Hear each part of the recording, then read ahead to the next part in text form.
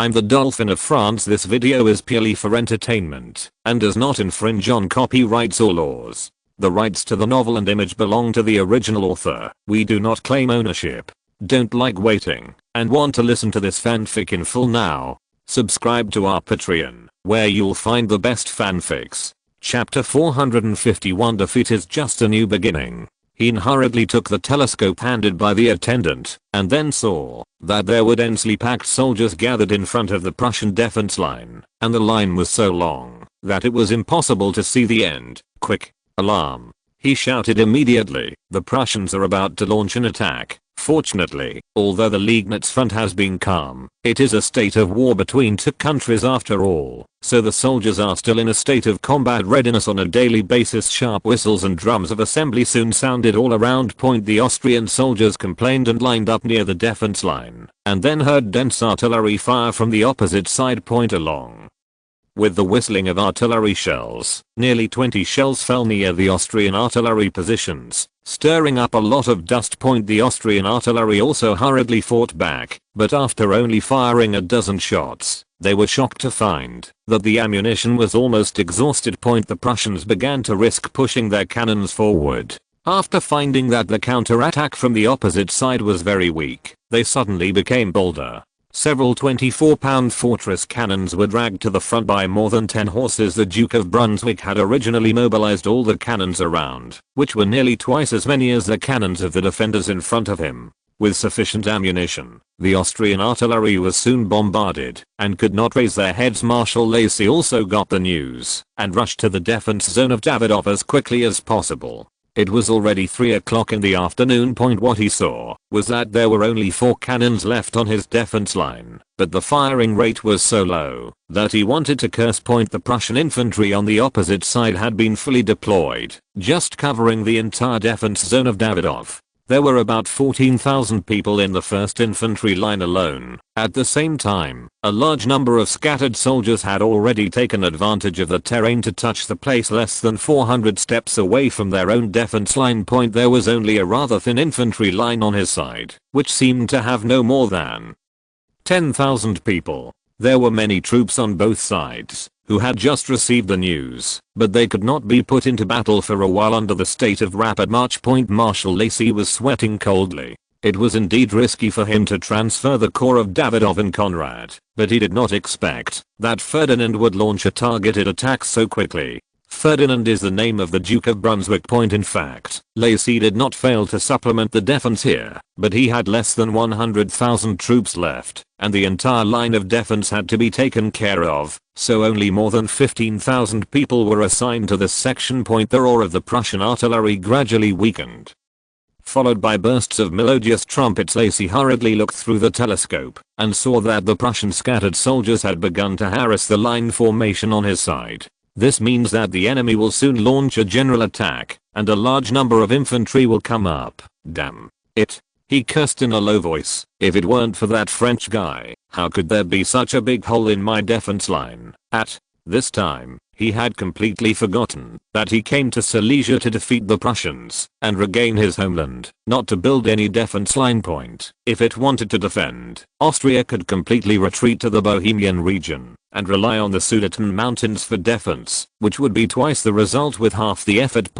But complaining at this time was useless. Marshal Lacy had to send a herald to desperately urge the reinforcement to speed up, and then, regardless of his subordinates' obstruction, he personally came to the front line and ran back and forth to boost morale. Not long after, a 12-pound artillery shell passed by his side, smashing a huge gap in the infantry line, almost rolling to the second row of the line array, before being blocked by a mound of earth. The attendants looked at the flesh and blood mixed with the soil on the ground and hurriedly carried the marshal to the rear. Then, the Prussian army, with 4 of the most elite grenadier regiments as the core, slowly pressed towards the Austrian position with a long and narrow infantry line. Marshal Lacy's encouragement played a certain role. With the cooperation of the skirmishers, the Austrian soldiers actually withstood the approaching volleys of the opposite grenadiers, and then, under the order of the officers, they fired back with volleys at a distance of 40 steps. In the era of infantry line battles, as long as the soldiers could stand, there was a battle. to be fought. The two sides soon fell into a situation of shooting at each other. Tens of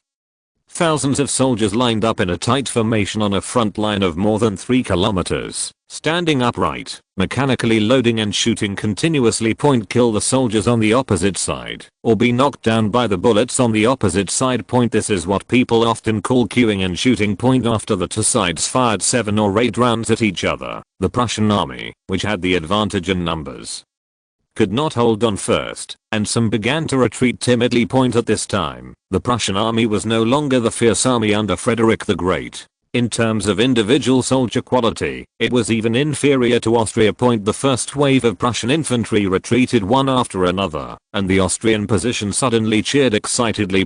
However, Marshal Lacy did not dare to let the soldiers pursue, because he knew that the Prussians had a huge advantage in manpower. Sure enough, the Duke of Brunswick quickly ordered the 2nd Infantry Line to launch an attack, giving the Austrians no chance to breathe. Marshal Lacy let several skirmishers harass the left wing of the Prussian army at all costs, and with the remaining 3 cannons, they barely kept the defense line. The two sides were deadlocked until dark, and each retreated to the camp. However, after most of the day's fighting, Austria had suffered heavy casualties, especially the elite skirmishers, which were extremely exhausted. After inspecting the wounded, Lacy had already begun to arrange for the 2nd line of defense in the west. The next morning, the Duke of Brunswick launched a fierce attack without hesitation. Under the repeated attacks of more than 50,000 Prussian troops, the Austrian army held out until about 2 o'clock in the afternoon, and was finally found a gap by a Prussian hussar team, and cut into the left wing of their infantry line. With the continuous harassment of the flank by the cavalry, the Austrian defense line collapsed immediately. The Duke of Brunswick decisively ordered the cavalry to squeeze the Austrian corps from both sides, and at the same time, sent a large number of infantry to set up defense lines on the north and south sides to block the Austrian reinforcement. Marshal Lacy desperately commanded the soldiers to retreat, but was still blocked by the Prussian cavalry in a depression 15 kilometers away from the front line. A day later, fortunately, he slipped out of the encirclement before the enemy closed in. But when he looked at the huge gap in his own defense line on the map, he was already half disappointed. At present, the best situation is to delay the Prussians, wait for his troops to withdraw from Ratibor, and then try to stabilize the front line. However, after this disastrous defeat, it is almost impossible to recapture Silesia. As for the more than 10,000 soldiers who were surrounded, he no longer had any hope. However, when he was sitting on the horse and looking at the surrounded soldiers with a telescope, he suddenly widened his eyes. In the far distance, a cavalry team was rushing towards the flank of the Prussians at a very fast speed, and those people seemed to be wearing white uniforms. Chapter 452. The Yellow Bird is behind. Marshal Lacy was a little confused. Didn't the French army go to Latibor to reinforce Lyon? Their crown prince was still surrounded by the enemy in Oberon, so where did these people come from? Even more confused than him were the Prussian cavalry responsible for the pursuit. They were chasing the Austrian fleeing soldiers and killing them vigorously, and they did not conduct any reconnaissance nearby. This army of 15,000 was defeated, with countless casualties. Who would have thought that the Austrian coalition would ambush troops behind their own rear? Yes, Joseph ambushed the Guards Corps behind the Austrian defense line. After he defeated Driesen, he immediately led his troops back to the Austrian-controlled area of Liegnitz. In order not to be discovered by Lacy, the troops squatted in the barren mountains for several days until Lacy sent out more than 30,000 people from Davidov. He returned quietly and waited less than 15 kilometers southwest of the Austrian defense line. After the Prussians launched a general offensive today, the Guards Corps also moved at the same time. The main force was divided into 2 parts. One part quickly penetrated to the north of the Prussian attack point and deployed a defensive formation based on the terrain. The number of people was about 4,000.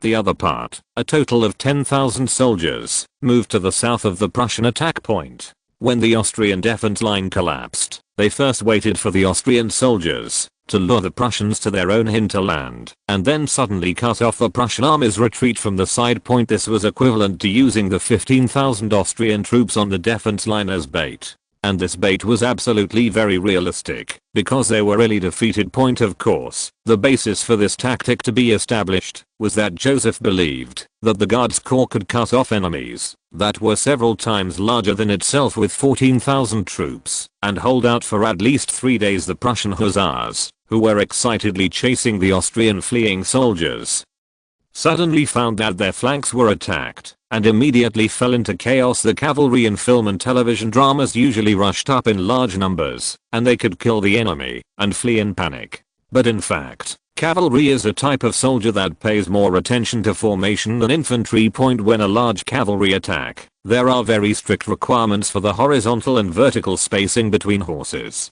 If they are far away, they cannot form a joined force. If they are close, they interfere with each other, and even if one person falls, it will bring down a large group. Therefore, qualified cavalry is very difficult to train. Just the ability to control the distance requires several years on horseback. In war, maintaining the formation depends on subconscious control, because the main focus must be on one's saber or lance. This also results in that the cavalry formation can only go to where the target is at the beginning. If you want to change the target, you have to move to a distance to reorganize and charge again. Otherwise, if the target is changed suddenly, the front and rear spacing of the entire team and the length and width ratio of the formation will have problems. Of course, some elite cavalry units with extremely high training can switch targets freely, but they are very few after all. At present, the goal of the Prussian hussars is to intercept and kill the Austrian fleeing soldiers, so they have no power to fight back against the sudden attack on the flank. Their commander reacted quickly and immediately ordered to break away from the pursuit of the Austrians and retreat to a distance in order to regroup and counterattack. However, the French cavalry ignored the Austrian soldiers at all. The entire battle line was very long. This was just a section of it, and a large number of Austrian troops were being chased by enemy cavalry in the east and west directions. They just kept staring at the Prussian cavalry, chasing them and killing them all, and then rushed to the next target. Marshal Lacy saw a gap in the Prussian cavalry's blockade, and hurriedly ordered the officers beside him to go and gather the deserters. At around 3 p.m. thousands of Austrian soldiers had regrouped around Marshal Lacy, and a team of brave French cavalry happened to pass by nearby, led by a slightly fat curly-haired cavalry captain, and raised their swords to greet them. After a while, Lacy's attendant returned after a brief exchange with the cavalry and reported to him, "Marshal, they said they were from the 2nd Company of the 3rd Hussar Battalion, the 1st Regiment of the French Royal Guard, and they came to cover our retreat." Royal Guard Regiment? Lacy was surprised. The troops following the French Crown Prince? Aren't they surrounded in Oberon? The captain said he didn't know about the siege. They fought a battle with the Dresen Corps and then came here. Lacy. On the west side of the Austrian defense line, that is, the side controlled by Austria, a large number of Prussian soldiers were pouring in from the gap in the defense line, and at the same time, 2 troops were attacking in the north-south direction to expand the gap. Not far from the Austrian defense line, the Rangers of the Guards Corps came running and shouted to the officers at the command post, "Report. The Prussian infantry has arrived in the town of Wolfenstadt with about 11,000 vanguards. The number of the enemy's main forces is still being counted, but it should be more than 30,000. Berthier nodded and said to the staff beside him, "The enemy has penetrated deep enough. Order the attack to be launched as planned." The town of Wolfenstadt is in the heart of the Austrian-controlled area, more than 6 kilometers away from the defense line, where Prussia and Austria confront each other. Yes, General, because this battle is a fight between the few and the many. The risk is very high, so the officers of the General Staff unanimously requested His Royal Highness the Crown Prince to stay far away from the battlefield. So this battle was commanded by Berthier. However, Joseph had already made detailed arrangements with the staff before, and basically whoever commanded it was almost the same. Soon, the melodious trumpet sounded, representing the corps attack, and Berthier looked at his assistant next to him again. "Where is General Kellerman?" "The news from last night is that they have crossed the lower reaches of the Bull River." According to Joseph's plan, Kellerman's 30,000 French troops were not going to reinforce Leo from the beginning. When they arrived at Ratiba, they just fired a few shots symbolically, and when they received the order from the Crown Prince, they immediately rushed back to the Liegnitz front. However, with the marching speed of this old-fashioned army, it may take another 3 days. To arrive. Berthier ordered again, go and contact Marshal Lacy, and let him cooperate with us as much as possible to counterattack the enemy troops entering the west side of the defense line. Yes, General. At the gap in the Austrian defense line, General Morris, the commander of the Saxon army, was holding a telescope with a depressed look on his face. The Prussians were chasing after the Austrian fleeing soldiers to gain military merits, but they had to bite the Austrian defense line here. Although the morale of the Austrian army was low, there were still many heavy artillery on the defense line, which was definitely not an easy task. When he saw his own skirmisher battalion rushing up a high ground and taking down the Austrian artillery position there, before he had time to be happy, he saw a neat line of infantry suddenly appear behind the low hill. Chapter 453 Immortal Elixir. Morris rubbed his eyes subconsciously, and when he looked again, the white line had already appeared. For the most part, at least 7,000 to 8,000 people. The Saxon soldiers, who were still bullying, were even more shocked. When the frontline officers began to order the troops to stop and assemble, they saw dozens of horses dragging cannons to their side and front, and began to unload the horses and set up the cannons less than 200 steps away. Just a few minutes later, 7 6-pound cannons roared at the Saxon infantry. The iron balls swept accurately through the ranks of soldiers, leaving a pile of broken limbs and arms. The Saxons, who had been fighting carelessly just now, were immediately beaten dizzy, mainly because it was too scary to be bombarded in the face like this before the Saxon cavalry could react. The 6-pound cannons had been reharnessed on the carriages and made a big circle from behind the French infantry.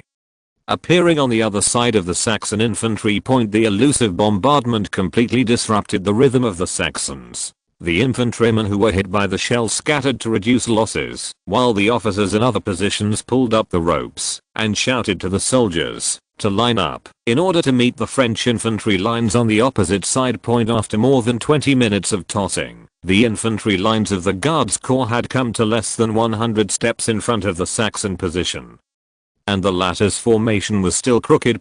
In the era of line shooting, using a scattered formation to fight against a neat line formation was undoubtedly asking for abuse. The Guards Corps took the lead in firing a volley at a distance of 65 steps. Although this distance is a bit far, it is a reasonable tactic when the enemy's formation is not in order. Firing first can further disrupt the pace of the opponent's formation. Moreover, the range of the percussion guns equipped by the Guards Corps is relatively long, and even at about 80 steps, it can cause effective casualties, but the hit rate will be more touching. Sure enough, after being attacked, the Saxon soldiers began to counterattack subconsciously. Because of the bombardment just now, their officers were still busy lining up and had no time to stop the soldiers. The chaotic shooting was originally difficult to cause effective casualties. Occasionally, some bullets hit the target, but they were basically blocked by the bulletproof inserts equipped by the Guards Corps. In this way, people in the Saxon army kept falling, while the French army on the opposite side pushed to less than 30 steps in front of them, as if nothing had happened. Suddenly, a Saxon soldier cried out, "That medicine is real. They can't die at all." His words immediately aroused great fear. "God, there really is that kind of medicine. How can we fight this? No. This is impossible. We are finished." It turned out that after Driesen's troops returned to the Prussian coalition camp a while ago, they told others with fear that the French army had a magic medicine that could instantly heal gunshot wounds. After the French were shot, they just had to swallow the medicine in their mouths and they could stand up again in less than a minute. Before, the Saxon soldiers laughed at the Prussians for making excuses for their failure. But at this moment, they all believed it. After another round of volleys, the Saxon soldiers began to turn around and flee, and even some junior officers followed them. They also saw with their own eyes that some Frenchmen who were shot stood up again. How could this battle be fought? In fact, the shooting between infantry lines that could cause a lot of casualties mostly occurred within 40 steps of each other. But because the distance was far, the Guards Corps seemed almost invulnerable, which caused a huge psychological impact on the Saxons. So much so that, when they started to shoot at close range, their hands were shaking, and their morale was crushed. If the casualties were slightly higher, the cavalry artillery of the Guards Corps approached and bombarded everywhere, which accelerated the process similar to the situation of the Dresen Corps at the beginning. The fleeing soldiers of the 1st Infantry Line quickly affected the back, and the 2nd Infantry Line only exchanged a little fire with the Guards Corps, and then fled together, and then the 3rd line. In just 40 minutes, the Saxon Corps lined up in 3 lines in front and behind, with more than 13,000 soldiers, and began to flee desperately to the north. Berthier looked at the black-clad soldiers all over the mountains, and couldn't help feeling depressed. Most of the cavalry were sent to cover the Austrian fleeing soldiers. He only had 6 cavalry companies here, and they had to cover the flanks of the infantry. There was no cavalry to pursue. The Guards Corps rested for an hour and continued to advance northward. At this time, they were standing in the middle of the gap in the Austrian defense line, cutting off the Prussian army that broke into the Austrian controlled area. The Duke of Brunswick soon received the news that the Saxon army was attacked and immediately frowned and lay on the map. Although he didn't know where this French army came from. According to Maurice's report, they only had more than 10,000 people, and he just had to immediately withdraw troops to stop them. He looked at the herald, ordered General Andreas to go to the breakthrough point immediately to intercept the French team. He thought about it, felt it was not safe enough, and then continued, transfer the August Corps as well. The Corps had a total of more than 16,000 soldiers, plus the cavalry responsible for covering them, nearly 18,000 people. He had a huge advantage in local forces, and was willing to invest in them. Berthier soon received news that 2 Prussian armies were on their way. At this time, he was close to completely plugging the gap in the Austrian defense line, but he ordered without hesitation, the entire army will turn to the southwest and gather on the gentle slope to prepare to deal with the enemy. The staff officer next to him hesitated and said, General, but in this way we have to give up the defense line we just blocked. His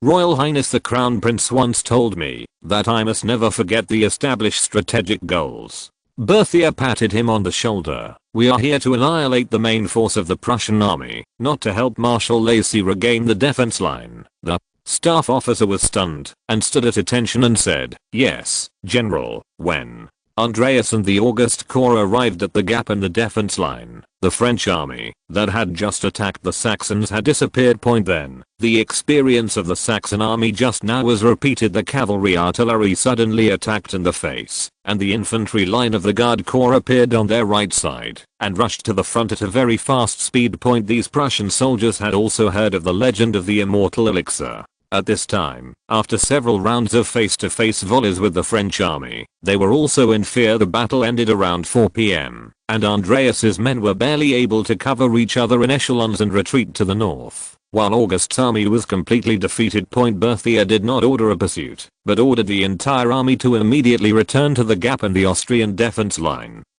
Began to deploy artillery and send soldiers to block the main traffic routes. Previously, the Prussian army that broke into the west side of the defense line had been completely separated in the Austrian controlled area. Chapter 454 Politics and Transactions. On the east side of the Liegnitz front, the Duke of Brunswick looked at the map with a livid face. At this time, more than 40,000 Prussian soldiers and more than 14,000 Saxon soldiers were divided on the west side of the front, and they had already joined forces. He lost contact. He glanced gratefully at the staff officer on the side. If it hadn't been for the latter's strong advice yesterday, he would have gone to the other side of the defense line to command the troops. In that case, even he, the commander-in-chief, would be trapped there. After a brief discussion, the Duke of Brunswick raised his eyes and looked around the officers in the tent and said in a hoarse voice, "That's it. Gather all the troops that can be mobilized in Liegnitz. We must rescue our people." The strength of the Prussian coalition was originally small. If the more than 50,000 people were eaten by Austria, the subsequent battles would not be fought at all. After the combat tasks were assigned, the officers hurriedly left to carry out the orders. As soon as the tent door closed, the Duke of Brunswick immediately picked up his cane and slammed it on the table in front of him, and at the same time, let out a low roar in his throat. Damn the French. Damn it. Damn it.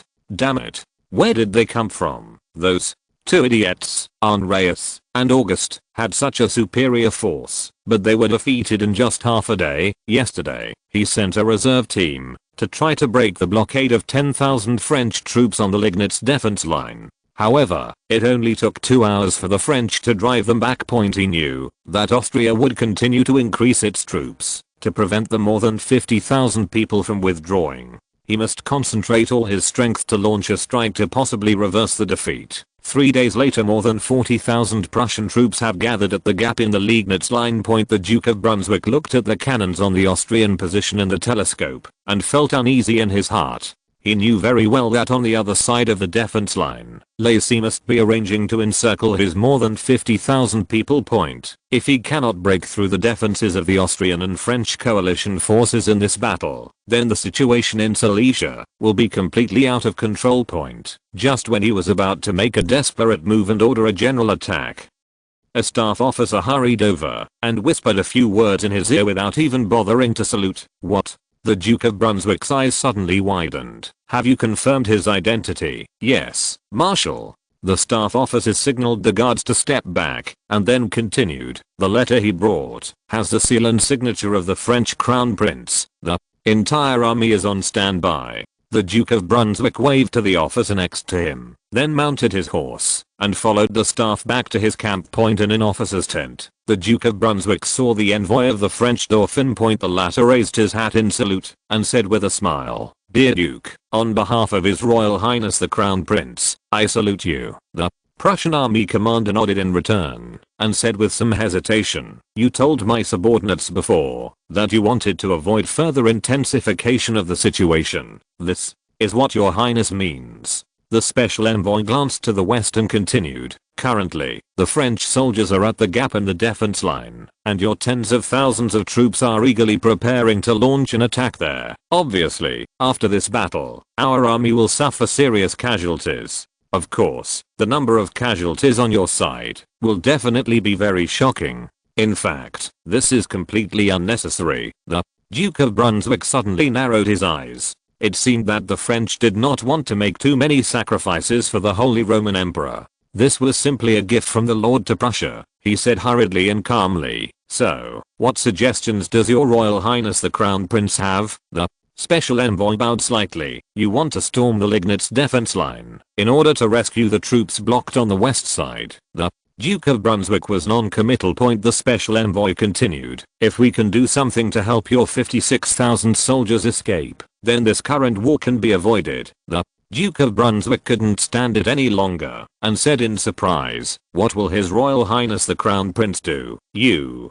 know, the current defense of Zaire is taken care of by His Highness's 3 infantry regiments. If the defenders here are suddenly transferred to other places, then your people can go north into the Guadeloupe area. Zaire is located on the main road northwest of Liegnitz. As long as you can pass here, you can continue northward and enter the Gogo province in northern Silesia." The Duke of Brunswick looked at the French envoy in disbelief. "Are you telling the truth? You don't have to doubt His Highness's sincerity." The latter nodded. "But even if your people can pass through Zaire, Marshal Lacy will definitely lead his army to pursue them. His Highness suggests that, if you want them to escape smoothly, you'd better send troops to provide some support on the north side of the defense line, such as pretending to storm the defense line to attract the Austrian army's attention." "Ah, thank you very much, Your Highness," the Duke of Brunswick said happily. "I will definitely consider his suggestion seriously." Joseph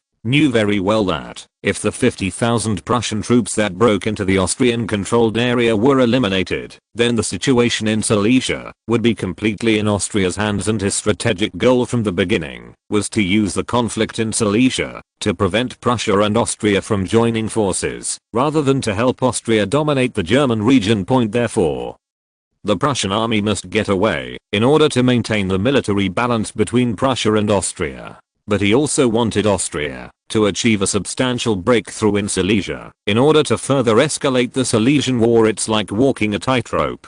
No matter if you lean a little to the left or a little to the right, you will fall. The Duke of Brunswick said, showing a businessman smile again. "So, Your Excellency, Special Envoy, what can I do for His Highness in return?" "Oh, it's very simple. The envoy smiled. Your Highness needs a little money, just 2 million florins. This is a great deal in exchange for your army. The Duke of Brunswick was stunned on the spot for a moment. He guessed that the French crown prince might want Prussia to give up some political interests, or even secretly make some military tacit understanding, but he never expected that he would directly ask for money. This is too tacky. He despised the Philistine Frenchman in his heart, nodded and said, this is indeed very reasonable. So how can I hand over the money to His Highness? The Prussian army's pay for next month has just arrived, which is almost enough to allocate this money. The special envoy said without hesitation, send the cavalry to transport the money to the gap in the defense line. After you receive the news that the troops have escaped, you will hand it over to our people. Of course, Joseph also wanted to take this opportunity to exchange for some political benefits, but he knew that Prussia was deeply tied to Britain. Even if they agreed to their political conditions, they would probably default on the British interference later, so it's better to get some cash. So he asked someone to roughly estimate the Prussians' monthly military pay, and finally came up with a figure of 2 million florins. Chapter 455. Eat both ends of the sugar cane. As for the Duke of Brunswick, he is not afraid that the French will deceive him. Everyone pays the money with one hand and releases the person with the other. It is an honest transaction. The main reason is that he has no choice. If he refuses the French proposal, his more than 50,000 people will most likely not be able to keep it. West of Liegnitz, the town of Wolfenst has returned to Austrian control. At this time, beside the Austrian camp outside the town, hundreds of honor guard soldiers stood neatly on both sides of the road, looking excitedly at the French officers passing by, especially the young man leading them. The large group of ordinary soldiers behind them shouted loudly regardless of it, "Thank you, French brothers, may God bless you, you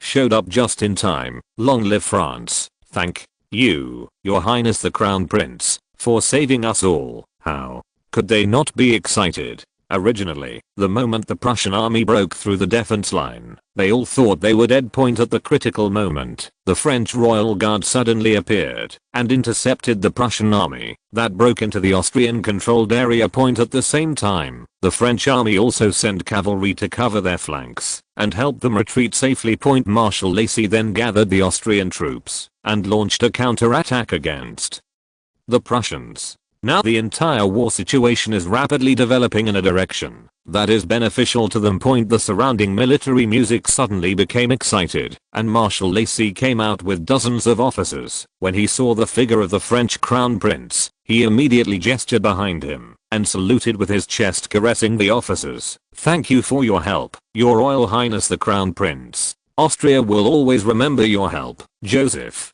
jumped off his horse, returned the greetings with a smile, and kept saying kind words. The atmosphere was quite harmonious. Marshal Lacy personally led Joseph towards the camp. After some pleasantries, he suddenly remembered the doubts in his heart and asked hurriedly, "Your Highness, you said you were surrounded by Drisen and asked me to send troops for reinforcement, but why did you suddenly appear on the front line of Liegnitz?" Joseph had already thought of his words and immediately crossed himself on his chest and said with a pious expression, "To tell you the truth, the situation was very dangerous, and I almost died several times. However, with the blessing of the Lord, one of our artillery shells hit a senior Prussian officer after continuous ricochet, and his troops immediately fell into chaos, and I took the opportunity to jump out of the siege and fled all the way back to Liegnitz. As soon as I got here, I encountered the Prussians who broke through your defense line. Our army happened to be on the enemy's flank, so we took advantage of the situation and launched an attack. We were lucky, defeated them all." The Austrian officers were stunned when they heard this. "This is simply, you wouldn't dare to write this in a novel, right?" Lacy was stunned for a few seconds and hurriedly made the famous sign of the cross on his chest. "Ah, God is taking care of you, Your Highness. You are so lucky." The group entered the camp, and it was still some time before lunch. Due to the fierce fighting situation, Marshal Lacy asked the French Crown Prince to rest first, while he would hold a combat meeting point. When Joseph heard this, he looked at Berthier and others beside him. "The enemy is facing us now, let's join the meeting together." Marshal Lacy didn't say much. After all, the war situation was the most important thing, so he invited Joseph and others to enter a farmhouse together. This is his temporary command post. There are a large number of maps and combat documents placed in the living room of the farmhouse. It was obvious that Lacy and others had been having a meeting here before. At Lacy's signal, an officer briefly introduced the current deployment of the Austrian army and then said, "The situation on the battlefield is roughly like this. The Marshal plans to wait until the legions of General Davidov and General Conrad return. First of all, strengthen the troops at the gap in the defense line, and then encircle the enemy forces on the west side of the defense line from 3 directions. Currently, the enemy's corps is the Andreas Corps, relying on the low hills to the north of Bold Village for defense.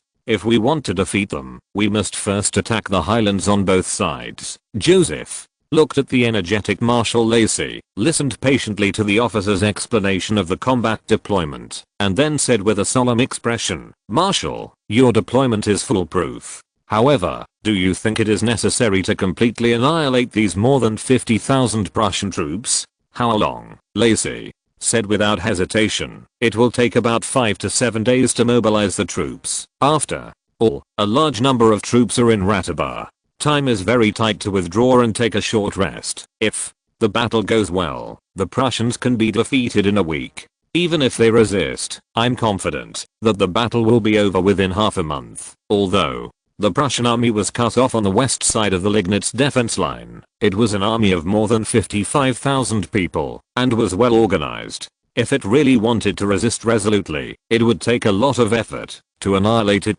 Joseph nodded. "So, after annihilating this enemy army, what will you do next, Marshal?" Lacy said with a smile on his face. "Of course we will continue to attack eastward, recapture Liegnitz in one fell swoop, and then march to Breslau." "Did you think it would go that well, huh?" Marshal Lacy was a little confused. "What do you mean, Your Highness?" He did not take this young man seriously before, but just the day before yesterday, the latter had just saved his army from a certain death crisis. How could he dare to despise his opinions again? "You just said that it will take about half a month to a month to annihilate the enemy forces on the west side of the defense line," Joseph said. "Such a long time is enough for the Duke of Brunswick to re-strengthen the Liegnitz defense line. Even if we have the strength advantage, we will still face a difficult battle." He paused and sighed. "Maybe it will take half a year, or even longer, to break through that line of defense, and you also know that public opinion in Vienna believes that you have already recaptured Liegnitz. If you delay for so long, you will probably face considerable pressure by then. There are more than 200 cannons on the Prussian defense line. Even if the Austrian coalition has an advantage in manpower, it dare not say that it can be captured quickly. Of course, Joseph's saying that it would take half a year is a bit exaggerated."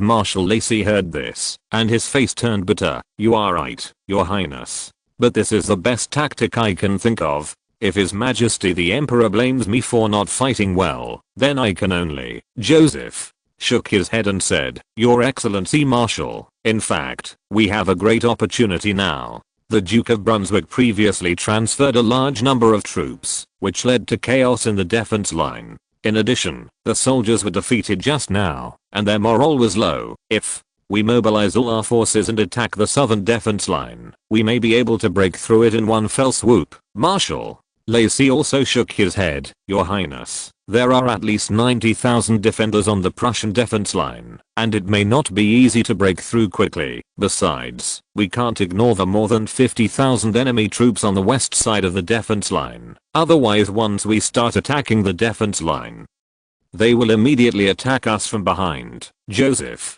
was waiting for him to say this, and a sly smile flashed in his eyes. "Marshal, what if I can transfer the soldiers on the enemy's defense line and prevent the 50,000 Prussians from causing trouble?" Chapter 456. The offensive and defensive positions have changed. "Really?" Marshal Lacy was immediately surprised. According to the French Dauphin, he could break through the Liegnitz defense line with almost no losses. "What are your plans?" Joseph immediately said. "Assist all coalition forces in Liegnitz as soon as possible.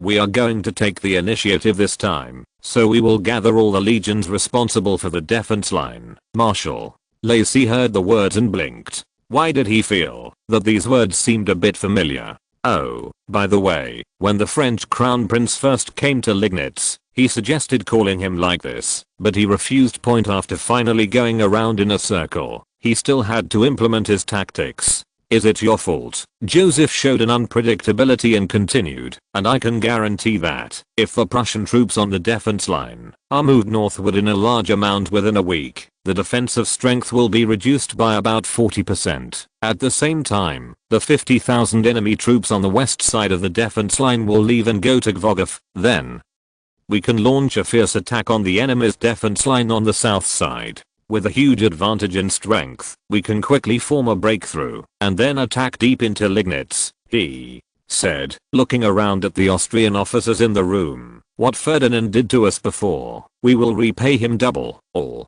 the officers looked at each other excitedly, clenching their fists one by one. 2 days ago, I was chased and beaten by the Prussians, but in the blink of an eye, I could retaliate in kind. Just thinking about it made me feel happy. Joseph said to the Duke of Brunswick in his heart, I just promised to let your people go, but I didn't say I wouldn't take the opportunity to attack your defense line, so I definitely didn't violate the deal. The 2 million florins cannot be withdrawn. Lacy immediately studied the map with his officers, and within a short time, they confirmed that this tactic was very feasible. He turned around and saluted Joseph, caressing his chest. Your Highness, I will implement your plan. You are really Austria's strongest ally. Joseph returned the favor with a smile. He was a little worried that Marshal Lacy would insist on annihilating the 50,000 enemy troops first, which would cause more twists and turns in his plan. He could only let Zaire go on the grounds that the enemy's offensive was too fierce, and they could not hold on. The Guards Corps gave way to the passage. By then, the encirclement and annihilation campaign would be impossible, and Lacy could only consider his own plan of attack. However, Marshal Lacy obviously didn't know the saying, if you save people and lose land, you will save people and land. In order to quickly capture Liegnitz, and then march into the whole of Silesia, he agreed without hesitation. Near the village of Balder, 9 kilometers north of the town of Wolfenst. The temporary commander of the more than 50,000 Prussian coalition forces, General Andreas, who was blocked here, carefully checked the secret message in his hand, and handed it to the staff officer on the side. After the latter confirmed that there was nothing wrong with the seal on the letter, Andreas looked at the herald sent by the Duke of Brunswick. So, you arrived here through the French defense line? Yes, General. The herald nodded hurriedly. The Marshal and the French reached some agreements, and they let me come here. The Marshal asked you to hurry up in case the Austrians discover anything unusual. Thank you for taking the risk to deliver this message. Andreas asked the attendant to take the herald to rest, and then immediately summoned all the officers, and showed the secret letter. According to the order of the Marshal, the entire army will march to Gvogov immediately. Early the next morning, the more than 50,000 Prussian troops moved north quickly, and indeed, as the Duke of Brunswick said, Zaire's defenders did not attack them. On the other hand, the Duke of Brunswick also ordered the newly assembled 40,000 troops to rush northwest of Liegnitz, in order to meet Andreas and the others on the upper reaches of the Bull River. A week later, the two sides successfully met at the border of Goggowa province, but the Duke of Brunswick did not see the expected tens of thousands of Austrian pursuers. The hundreds of French cavalry who were supervising Andreas along the way looked at them from a distance and immediately rode away. Although the Duke of Brunswick was a little surprised, he finally breathed a sigh of relief and ordered the herald to go back and inform his men that the 2 million florins could be handed over to the French. The next day, 2 messengers rushed into the Duke of Brunswick's camp like crazy and reported anxiously to him, Marshal, the Austrians attacked our southern defense line 3 days ago. What? The Duke of Brunswick was shocked and asked hurriedly, how is the situation? The enemy assembled more than 80,000 troops and a large number of heavy artillery. The defense line had not been breached when we left, but it was already difficult to hold on. The Duke of Brunswick suddenly turned pale. He only had less than 30,000 people left on the southern defense line, and he had to be responsible for a range of more than 10 kilometers. he would definitely not be able to stop so many enemy troops, and this news was already 3 days ago. He immediately summoned his officers to discuss and finally decided to abandon the defensive line and retreat to the city of Liegnitz to continue holding on. The distance between them and the city of Liegnitz at this time was about half closer than that of the Austrian allied forces.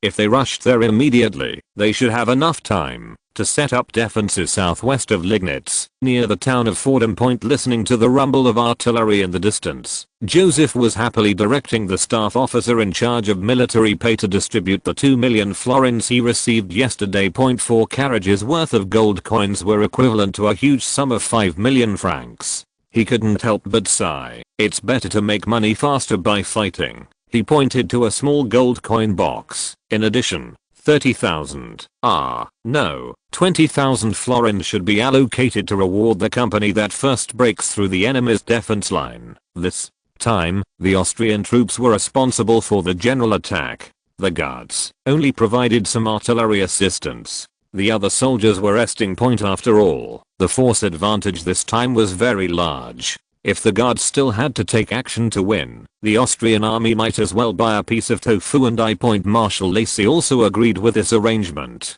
After all, the previous military achievements were almost all the work of the French army, and he had to get more credit. However, in order to avoid more trouble, Joseph decided to take out a huge sum of money to motivate the Austrian soldiers. There should be 400,000 florins left in this car, right? Seeing the military pay officer nod, Joseph continued, all bonuses for soldiers who received medals as members of the Guards Corps, as well as additional subsidies for the wounded. Oh, remember to send it directly to their homes. 400,000 florins is equivalent to 1 million francs. There were less than 100 people who received medals in this Silesia campaign, and there were about 300 wounded. In other words, the Golden Iris medal can get a bonus of nearly 10,000 francs. The wounded can also get an additional subsidy of 1,500 francs in addition to the normal pension. Sending such a large sum of money to the soldiers' homes, the scene will be very grand, which is more direct and effective than any fancy recruitment propaganda. Chapter 457, The Devotion of the Music Teacher. The Battle of Silesia, in which both sides fought with a large army of 100,000 people, had made Joseph realize the urgency of expanding the size of the guards. After all, no matter how strong your combat power is, it is difficult to win against an enemy 4 or 5 times your size. Therefore, he just took advantage of this windfall to attract a wave of troops, and at the same time, boosted the morale of the guards. Joseph looked at the remaining 3 carriages, pondered for a moment, and ordered, the rest will be deposited in the French Reserve Bank first. I will use it to purchase military schools after I return. This is what he wanted to do a long time ago. At present, there are a total of 12 top military schools in France. However, except for the Paris Military Academy, none of them are large in scale. For example, the Brienne Military Academy, the alma mater of Emperor Napoleon, has only more than 100 students in the school. The other military academies are basically the same. However, these military academies were used to train aristocratic officers before, and the source of students was limited, so the scale is completely sufficient. Small scale is a good thing for Joseph, and the acquisition price will not be too expensive. In addition, most military academies belong to a local corps, and are usually located on the military parade ground. So there is no situation where the school is unwilling to be acquired. The military parade ground is managed by the general staff. Joseph wants to use 2 million francs to buy out at least 10 top military academies, and then carry out a thorough reform. At the very least, civilians must be able to enter the military academy. Of course, some privileges may have to be reserved for the nobles in the early stage, such as exemption from examinations. After all, they have paid a large amount of tuition. Civilian students with excellent grades or extraordinary talents can enjoy free tuition. After that, the scale of military academies will be expanded and merged, so another sum of money will have to be invested. However, when these military academies are reformed according to the Paris Police Academy model, Joseph will be able to obtain a large number of high-quality soldiers continuously, and it will also be able to fundamentally solve the problem of nobles controlling the army. The sound of artillery in the distance gradually became sparse, and Joseph knew that this should be the main core of both sides starting a decisive battle. He looked at the gold coins again, signaled Xode to bring his horse, and then went straight to Marshal Lacy's field command post point on the high ground east of the village of Bald. Marshal Lacy came up with a smile, saluted Joseph with his hat, and then handed him a telescope, pointing to the battle line below and said, "As you expected, the Prussian defense is very weak.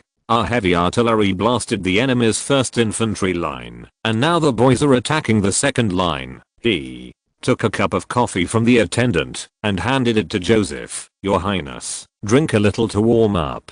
If everything goes well, we can take the fork in the road in front of the woods today." Joseph saw in the telescope that a large number of Austrian soldiers were surrounding the Prussian army from 3 directions. There was no suspense in the battle point, and the fork in the road that Lacy mentioned was the last place suitable for the corps to deploy. After taking over there, the elite Austrian skirmishers will be able to quickly wipe out the small group of defenders. Marshal Lacy continued in a high voice, "Your Highness, we will go straight to the city of Liegnitz. We can hold a celebration banquet there at the end of the month." Joseph thought, "Marshal, I suggest not to worry about the city of Liegnitz for now." "Oh, what do you mean?" "We are in the south of Liegnitz, and the city is on the north side." Joseph said, "Instead of a long-distance raid, it is better to attack Breslau directly." Breslau is the capital of Silesia, located east of Liegnitz. Starting from Fordham, the distance to the city of Liegnitz and Breslau is basically close point. Marshal Lacy immediately laughed and shook his head. "Your Highness, this is too risky. Breslau has a strong fortress. If we can't break through there in a short time, Ferdinand will probably build a strong defense line near the city of Liegnitz. By then, we may end up in a situation that neither Liegnitz nor Breslau can get." Joseph looked at him and said, "If you were the Duke of Brunswick, would you dare to bet that the Breslau fortress would not be quickly broken by 60,000 or 70,000 enemy troops?" Marshal Lacy fell into deep thought. The garrison of Breslau should not exceed 4,000. Even if Ferdinand urgently reinforced the troops, it would be at most 10,000. The battlefield changes rapidly, facing the attack of the Austrian coalition forces that are more than 6 times larger. No one dares to guarantee that there will be no accidents in the fortress. Once Breslau is lost, it means that more than 80% of Silesia has been lost. It is easy to capture the 2 provinces of Oberrun and Ratibor by going down the Oder River from Breslau. Ferdinand definitely doesn't dare to bet Vienna. Salon was being held in a luxurious villa southwest of Vienna. Baron Walter was obviously in a good mood and had drunk a lot of wine. He looked a little dizzy at this time. What you said is just government propaganda," he said carelessly to several young nobles beside him. "I know the inside story." "Yes, the inside story. Let me tell you, the situation in Silesia is not as good as the newspapers say."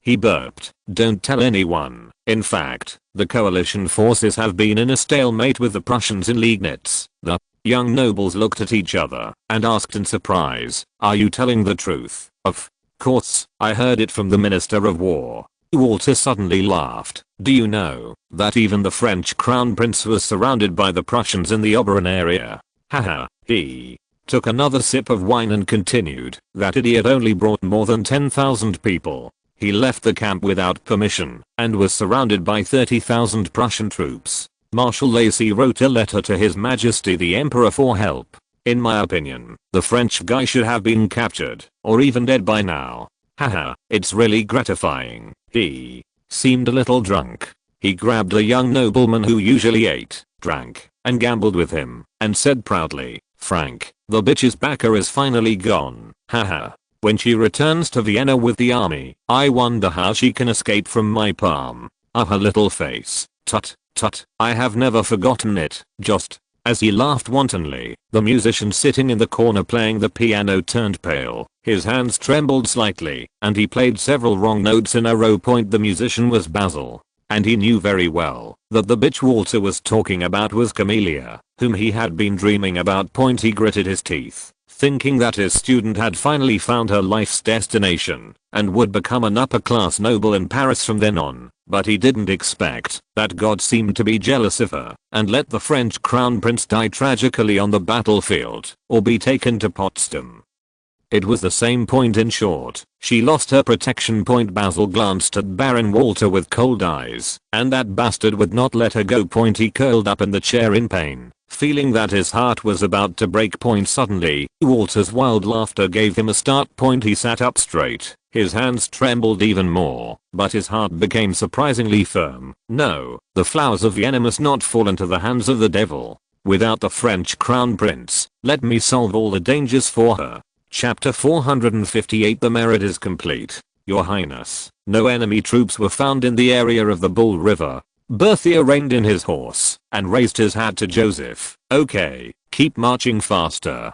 Joseph nodded and raised a few papers in his hand. Marshal Lace's personal letter, praising and thanking the 2nd Company of the 3rd Hussar Battalion, and sending 5,000 florins. Berthier smiled. If it weren't for their timely cover, Marshal Lace's headquarters might have been caught up by the Prussian cavalry. However, the young men of the 2nd Hussar Company were indeed very brave, and 4 of them received medals. Especially the lieutenant named Joachim Murat, who has won the Silver Iris medal for the 2nd time in half a year. Murat killed 3 enemy soldiers this time, captured a Prussian major, and led the team to escort Marshal Lacy to a safe area, almost enough to win the Gold Iris medal. He is really an outstanding cavalryman.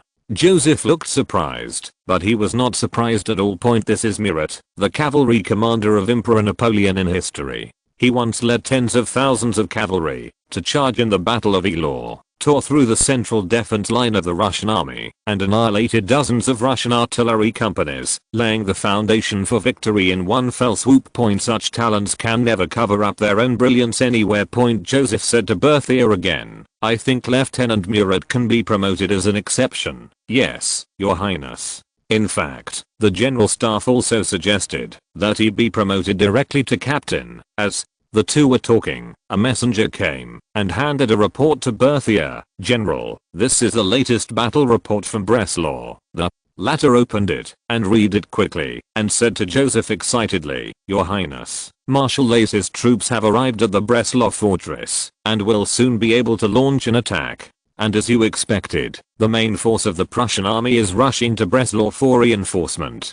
Joseph heaved a sigh of relief after hearing this. After so many twists and turns, he finally got close to the situation he wanted. There was no major change in the military power comparison between Prussia and Austria. When the Duke of Brunswick arrived in Breslau, they should reform a confrontation near the fortress on his side. He would be able to reach the city of Liegnitz in 3 days. Although the Duke of Brunswick left nearly 10,000 defenders there, he came with the main force of the Guards since its establishment. The Guards have rarely fought a battle with an advantage in force, so there should be no accidents in the siege. When the city of Liegnitz is handed over to Marshal Lacy, then he will be completely fulfilled in his duty. By then, William II, who lost Liegnitz, will definitely not give up, and the Austrian side will not be able to stop. It is easy to recapture a province in Silesia, and it is impossible to let it go. Both sides will continue to increase their troops and fight on the Breslau front.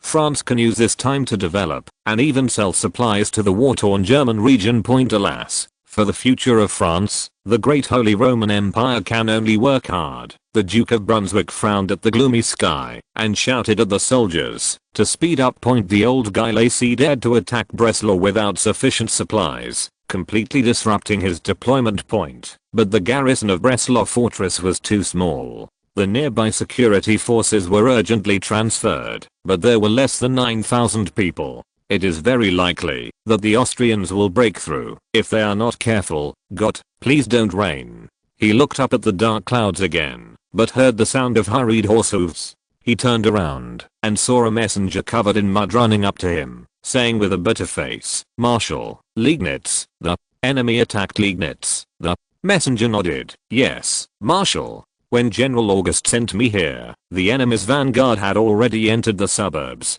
The Duke of Brunswick immediately roared, What the hell is August doing? Exclamation mark. The day before yesterday, the messenger from Liegnitz told him that no enemy movements were found. In just less than 2 days, the place was lost. He looked down at the saddle with a gloomy face.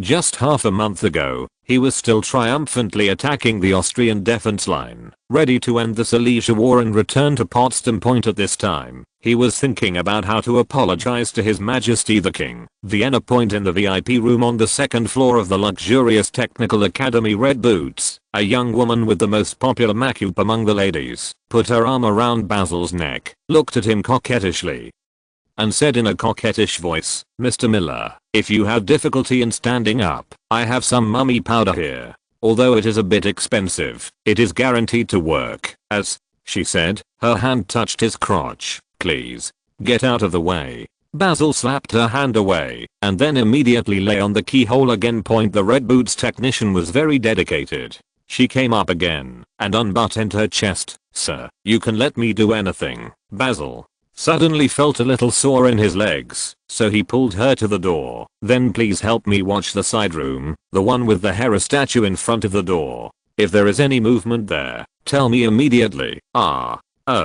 The technician reluctantly bent down and looked at the keyhole. Basil picked up the violin for entertainment and played it silently. Soon, the technician complained, "Are you interested in Miss Feeney? Then why are you looking for me?" "Feeney is the technician serving in the room diagonally opposite." Basil said calmly, "No, what I want is that man."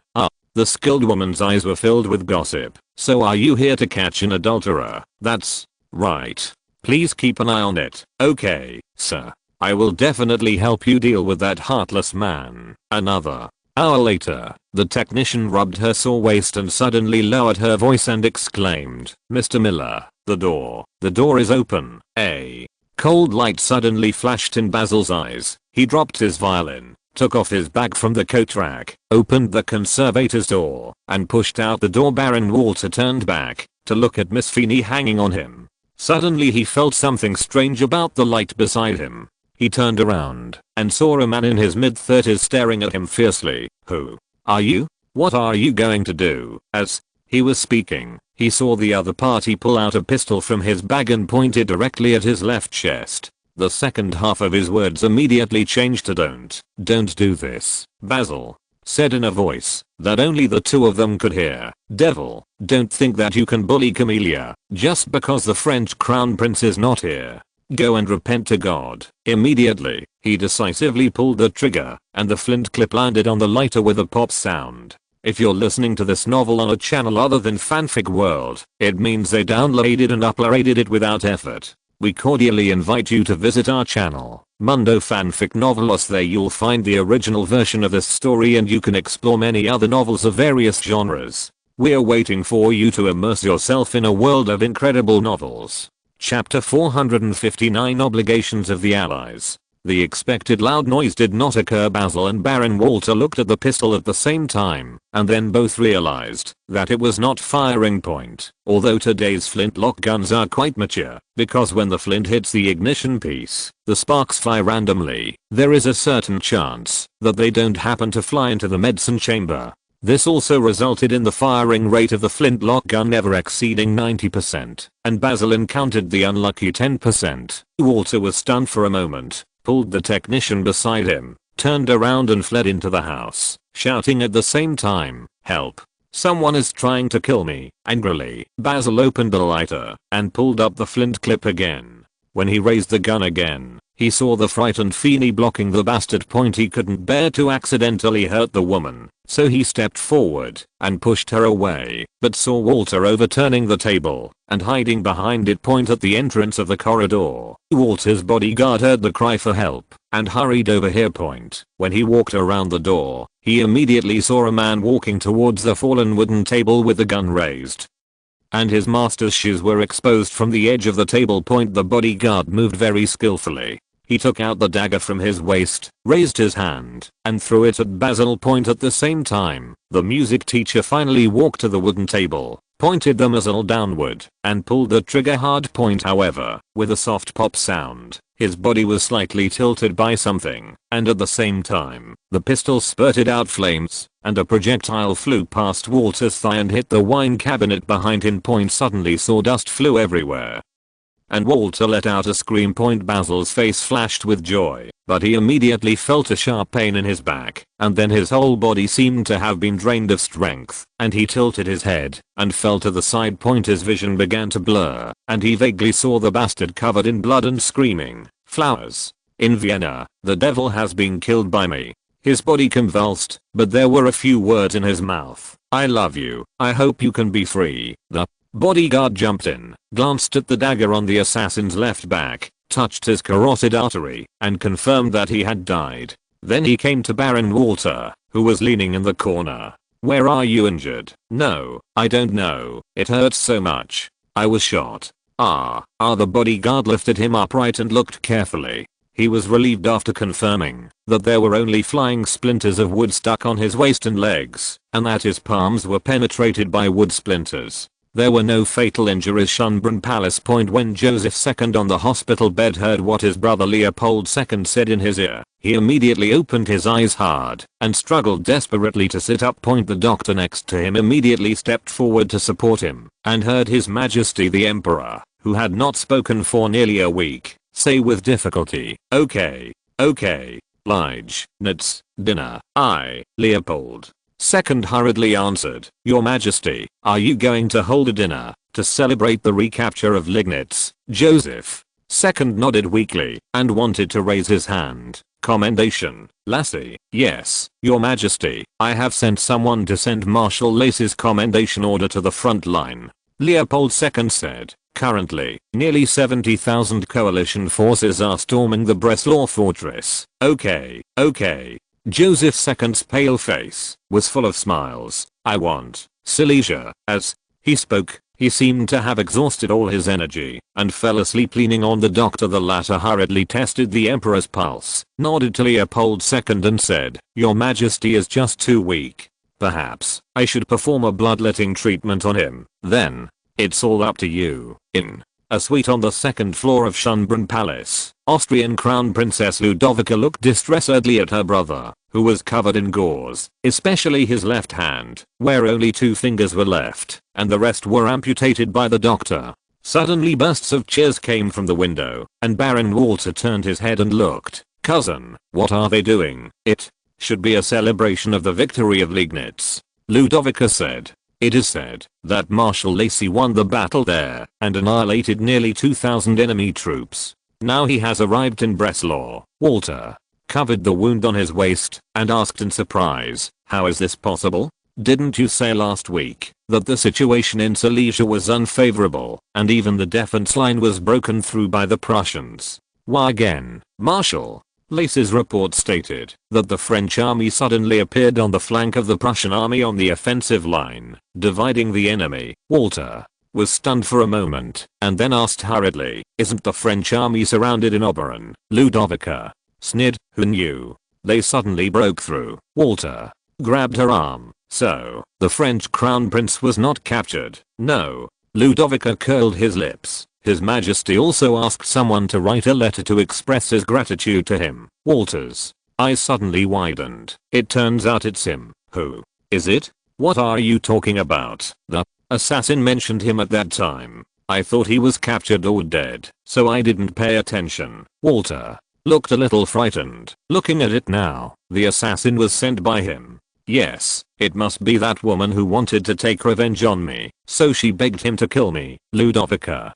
looked at him nervously. "Who is that?" "The Dauphin of France, the city of Liegnitz." Joseph was happily watching the Austrian army come to change defenses when he saw Berthier coming quickly and saluted him. "Your Highness, Marshal Lacy sent a batch of labor supplies and some women. Well, he also asked us to go to Breslau as soon as possible." He lowered his voice again. "From what I've heard, it doesn't seem like he's going well offensively there." Joseph nodded. "Please reply to my letter and thank Marshal Lacy for the supplies." As for going to Breslau, he recalled the time. It was already February. Although he couldn't remember the specific date of Joseph II's death, it should be very close. "Just say that our army needs to rest for half a month after a long and fierce battle. Then go immediately for reinforcement." "Yes, Your Highness." Berthier was about to turn around and leave when Joseph stopped him again. By the way, please give a secret order to General Kellerman and ask him to pack up his luggage and be ready to return to France at any time. Currently, more than half of the 30,000 French troops under Kellerman are following Marshal Lacy to attack Breslau. Berthier was a little surprised. Can you tell me the reason for this? Joseph smiled slightly. We can't get too deep in Silesia. It's time to leave. Berthier was shocked. Your Highness, this will seriously affect the Franco-Austrian alliance. Please don't worry, I will handle the diplomatic aspects. UK London Point Parliament Hall, St James's Palace. James Fox, the leader of the Whig Party, put his hands on the table and shouted, France has actually entered the war. They have more than 50,000 troops in Silesia. Now it is time to fulfill our military obligations to our Prussian ally. Chapter 460 Death of Emperor Shinra. Immediately, nearly half of the British MPs echoed, the Franco-Austrian coalition has taken the initiative on the battlefield, and we must respond. If Austria is allowed to retake Silesia, the strategic balance in the German region will be disrupted. Not only Silesia, the Franco-Austrian alliance can even influence the political situation in Europe. As a veteran troublemaker, the UK will never allow a hegemonic country to emerge in Europe. However, some more cautious members shook their heads in disgust. One of them stood up and said, Lord Fox, we are not ready for war at all. We have not even started mobilizing the army. All the mobile forces that Britain could mobilize were invested in India last year. At present, up to 30,000 people can be sent to Silesia, and the logistics materials are not ready. Even if they join the war, it will be difficult to affect the war situation. Fox immediately patted the war proposal in front of him and loudly said, so, we should start preparing for war immediately. He poked the eastern air with his finger. By the time the French help Austria defeat our allies, it will be too late. The weak Netherlands cannot be relied on at all. Prussia is our only support in Europe. If Prussia loses the war and chooses to fall to France and Austria, it will be a nightmare for Britain. In the Parliament Hall, the shouts of support for him grew louder. Although Tory MPs were unwilling to support his proposal, they could not find a reason to refute it for a while. In just an hour, the British Senate passed a motion to immediately begin preparations for war and send troops to Silesia to fight in 3 months. The number of troops should not be less than 60,000. At the same time, Hanover greatly increased his troops in Silesia and asked the Netherlands, Lower Hesse, Poland and other allies to also send troops. The bill was quickly sent to number 10 Downing Street and handed over to Prime Minister Peter Jr. for his signature. It seemed that the whole of Europe, with Silesia as its midpoint, would soon be completely detonated. Silesia. South of Liegnitz. Please accept this idea. General Leo gestured towards the carriage parked on the road with a smile on his face. I have heard that at that time, even Marshal Lacy objected to continuing to pay tribute to Lacy. Boer increased the troops because you overcame all objections and asked General Kellerman to lead an army of 30,000 men to come to my aid. Ahem. Joseph coughed dryly, patted his shoulder and smiled. We are old friends. Of course we can't just watch you get into danger. Leo was busy thanking him again and again. He always believed that he was besieged in Rataba because of his poor combat ability, but in the end it was the French crown prince who saved him. Joseph was happy to have a good relationship with him. After all, he could have many contacts in Vienna. He and General Leo entered the tent after greeting each other. At this time, a staff officer came over and whispered to him, Your Highness, they are all jewelry and luxury goods, worth at least 500,000 francs. Joseph's smile suddenly became even brighter. It seemed that Leo had sent everything that Vienna had given him. Well, due to Austria's great victory this time, Leo's actions at Rataba were also characterized as fighting bravely and tenaciously, thus containing a large number of enemy forces. He received a commendation for this, and his promotion to Marshal should be a certainty.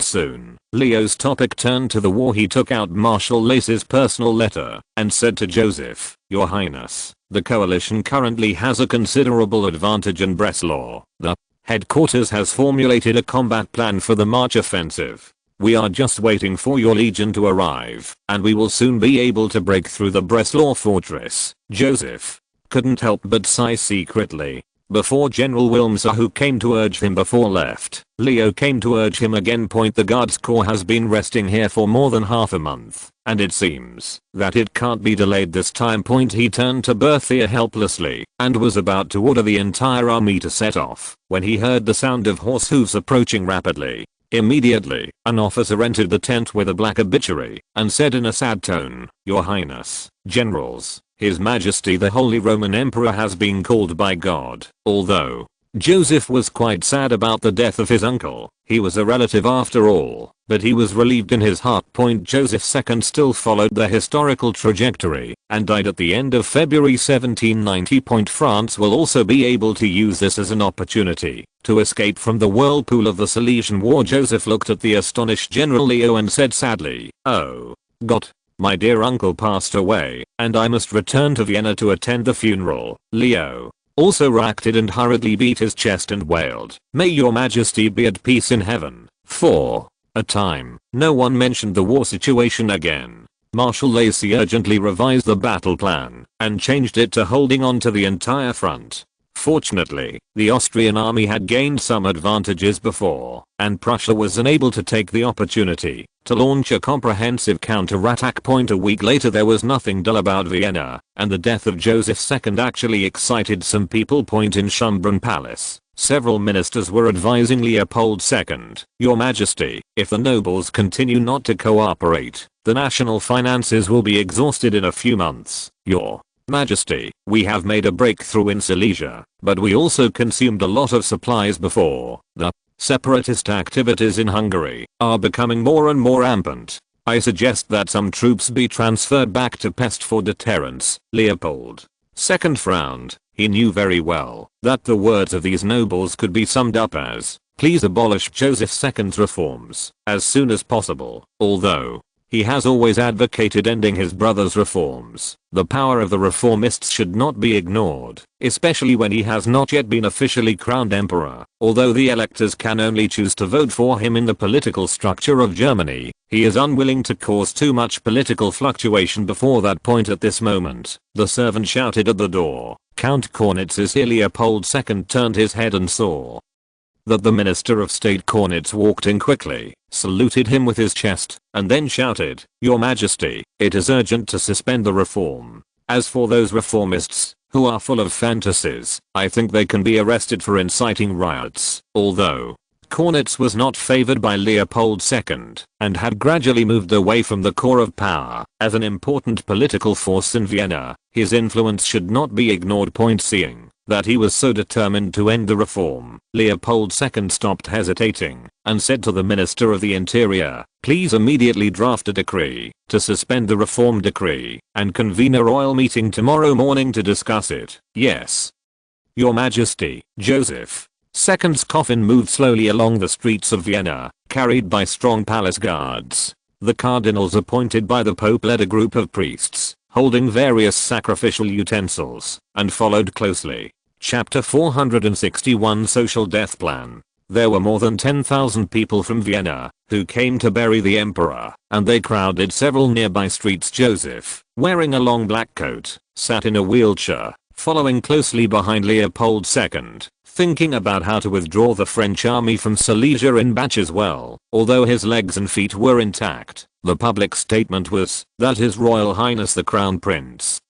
had been grazed on the battlefield by bullets and had an infection on the way to Vienna, which had begun to affect his movements. At present, the war in Silesia has stopped, and Lacy dragged the cannons used in the previous confrontation in Liegnitz to Breslau and built a new line of defense. The day before yesterday, Leopold II officially announced the suspension of Joseph II's reforms, which caused an uproar throughout Austria. Joseph remembered that in history, Leopold II cancelled the reforms a few months later. It seems that, because the war in Silesia consumed too much of the empire, he had to act in advance to win more support from the nobles, especially the Hungarian nobles. However, this is also good news for him. After the Hungarian troops enter Silesia in large numbers, the withdrawal of the French army will be even less noticeable. Behind him, another man in a wheelchair was staring at him with resentment. It was Baron Walter. Walter's injury has improved a lot, but he still hurts all over when he walks. He no longer fears the French prince. At this time the French army used to be the emperor's hope to take back Silesia. Just like last time, as long as the Frenchman showed a little dissatisfaction, his brother-in-law would teach him a lesson. He even worried that the French prince would send someone to assassinate him again. However, the situation is completely different now. The reform is over, and the nobles are jubilant and express their loyalty to the new emperor. The Hungarian nobles have assembled an army of nearly 40,000 people, which will soon go to Silesia. In Austria, Bohemia, Croatia, and even the southern Netherlands, there are still a large number of nobles who originally refused to participate in the war due to the reforms, and will join the army. It is said that the number can reach more than 30,000.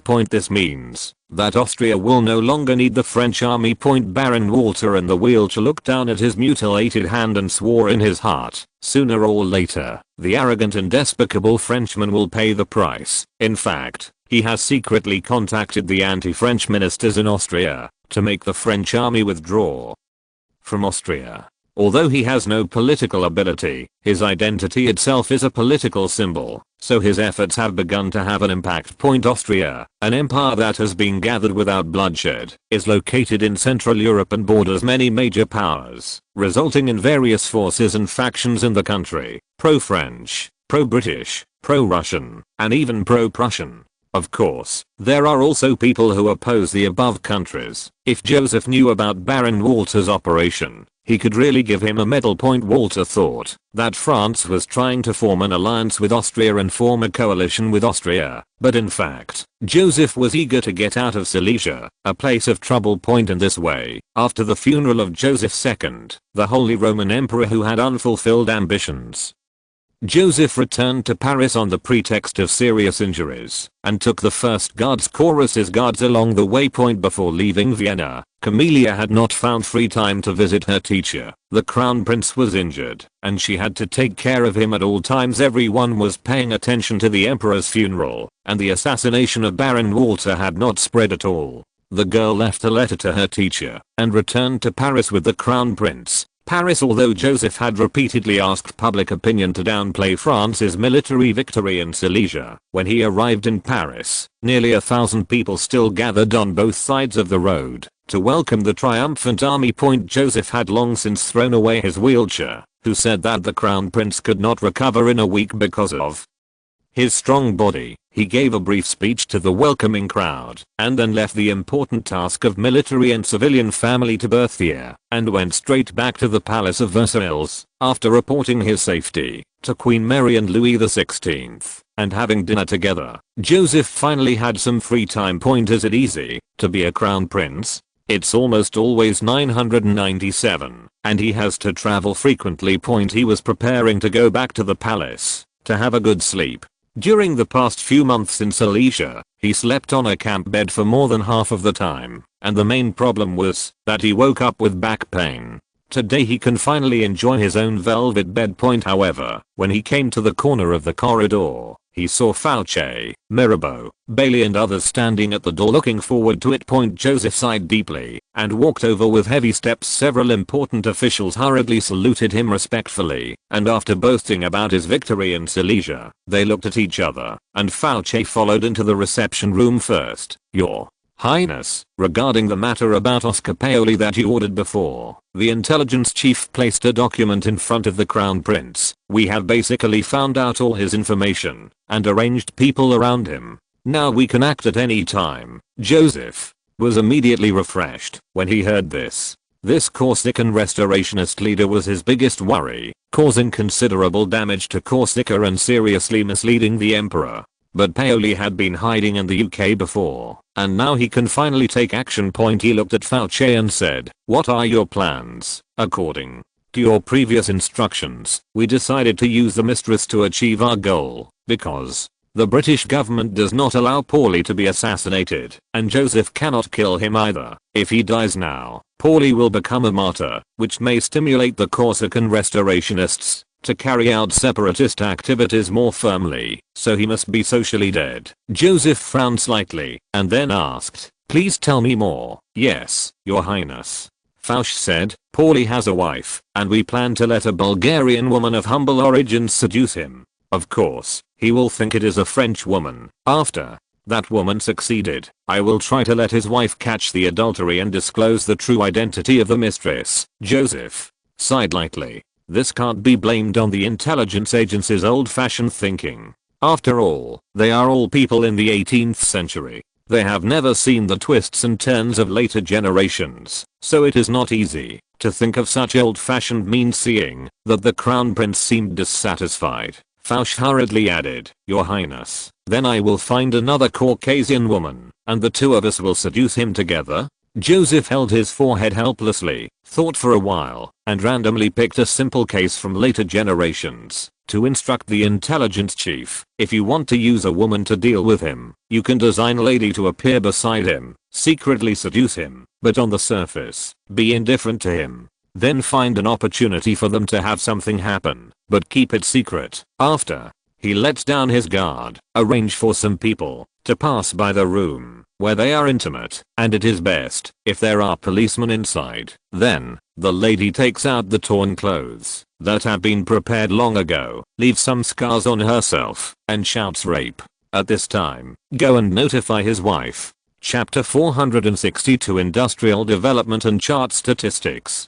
Fouche was startled when he heard this, and then his eyes flashed with excitement, and he said with his hands, "Your highness, this method is simply wonderful. I request that it be included in the training examples for spies." Joseph smiled, waved his hand and said, "What I just mentioned is just the basic model of moral strike. You can expand it yourself." Many celebrities and big bosses in later generations were discredited by this simple and low-cost method. Many of them even proved their innocence in the end, but they were still greatly affected. Basic mode. Fouche's eyes widened. "You mean it can be even more ruthless than this?" "Yes," Joseph said casually, "you need to broaden your thinking. For example, let a good-looking man dress up as a lady to seduce Paulie, and then try to get Paulie drunk. The next step is the same as before. After he shouts indecency and summons the police and onlookers, then accidentally exposed my chest hair." Fouche was petrified. For the first time, he felt as pure as a little girl. This sinister and perverted world made him tremble.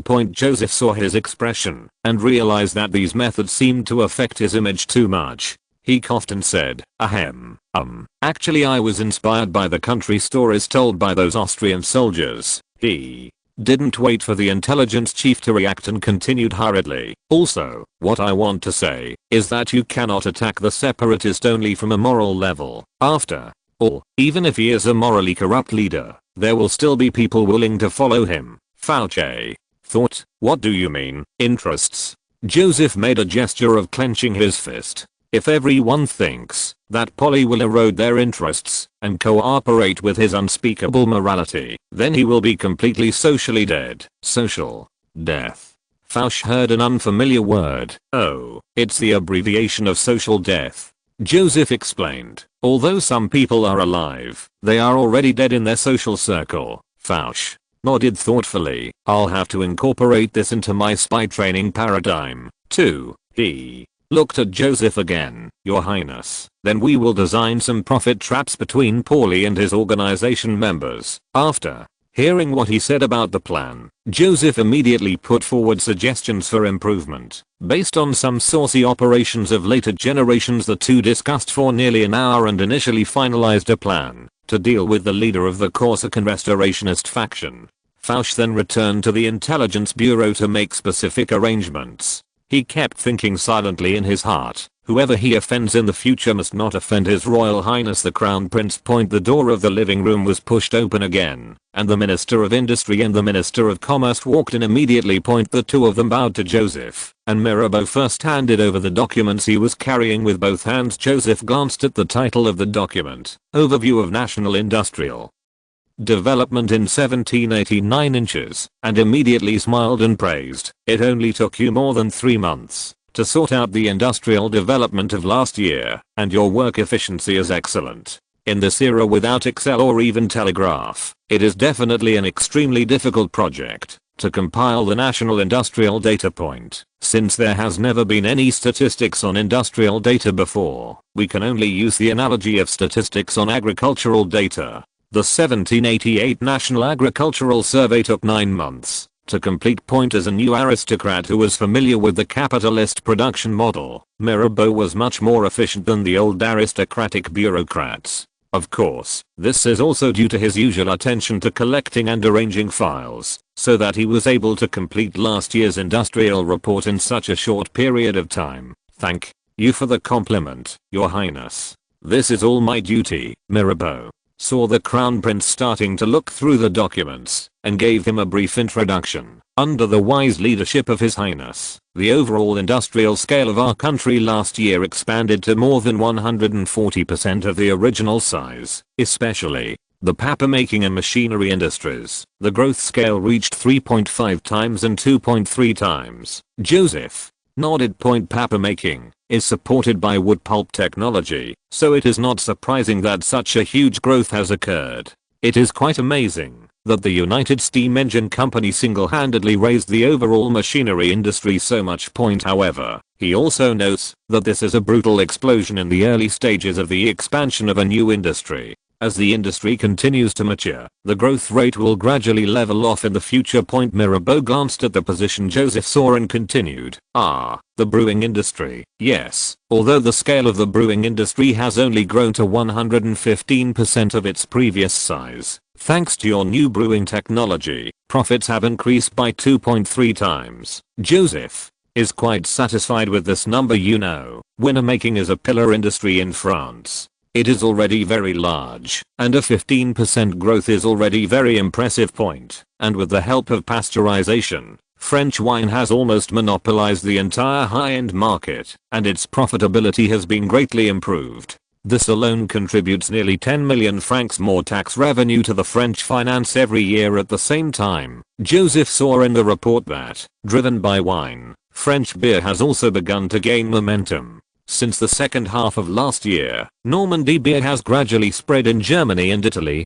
Previously, it was basically Dortmund and markets in Bavaria. Mirabeau continued to explain as Joseph turned the pages. Several industries such as textiles, steel, and coal have also experienced good growth. In particular, we have invested heavily in these industries this year. Although we will face competition from the United Kingdom, Austria and other countries, I'm optimistic about where this year will go. Joseph finished flipping through industrial development overview and felt a sense of accomplishment in his heart. With his continuous efforts, French industry was developing rapidly, at least much better than the situation in history.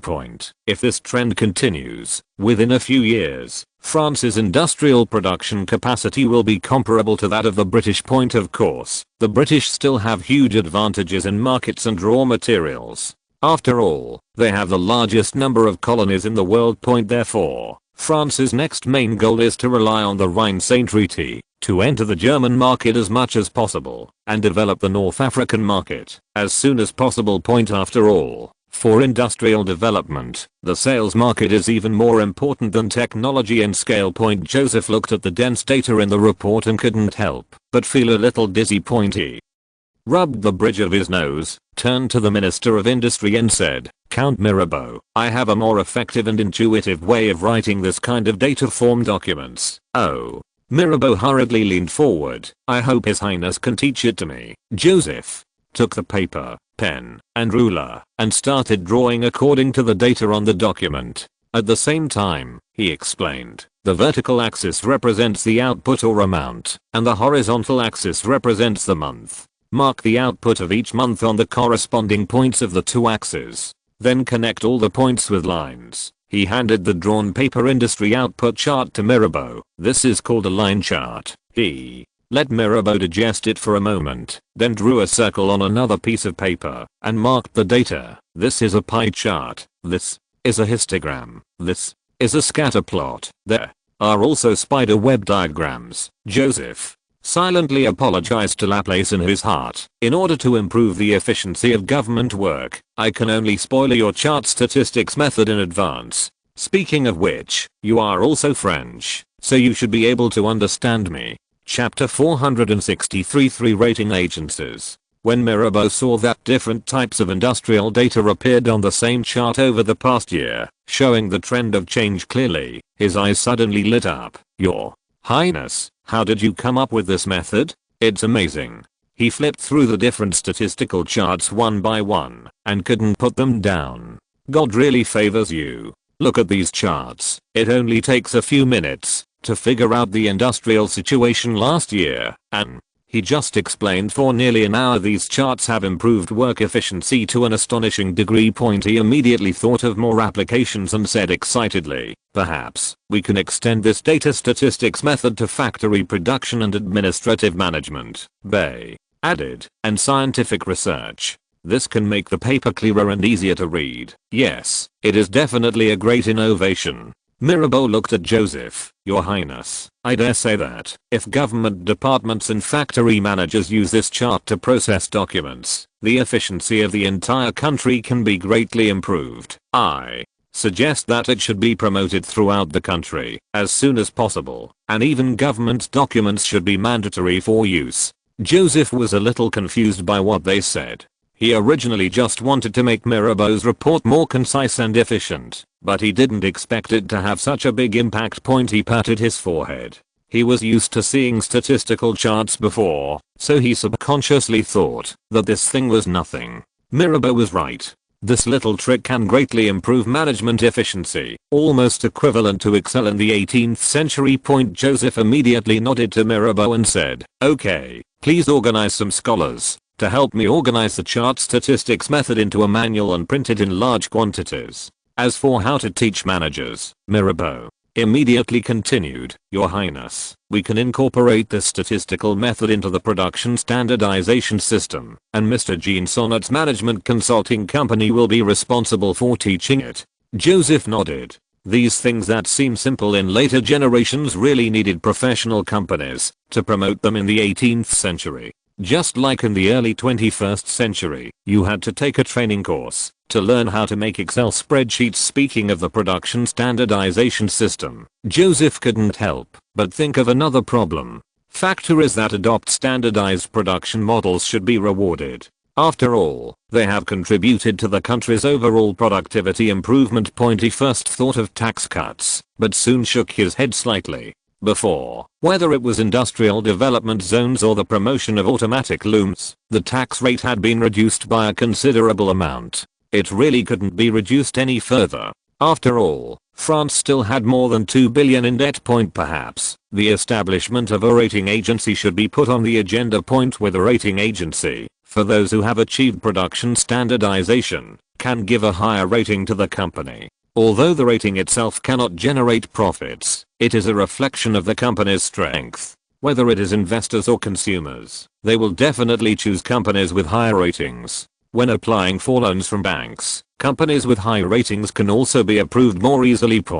And they can also use the rating standards to guide the development direction of the company. Even after the influence of the rating agency is large enough, they can learn from the Western way of playing in later generations and come up with the business of sovereign credit rating. The so-called sovereign credit rating is an assessment of the credit quality of a country or region, including national governance, economic performance, policy level, social structure, government financial strength, and many other aspects. You must know that the three major rating agencies in later generations are simply all-powerful and can give any country a sovereign rating. Ratings and scaring away foreign investment are no big deal. In serious cases, they can even trigger a national economic crisis. Once the rating agency is established, France will have another economic weapon in its hands. If you dare to go to war with France, you will be shocked by the continuous reduction of sovereign ratings. Even if you can't collapse the other party's national debt, at least you can increase its financing costs and increase military spending. Pressure point. So who is more suitable to set up a rating agency?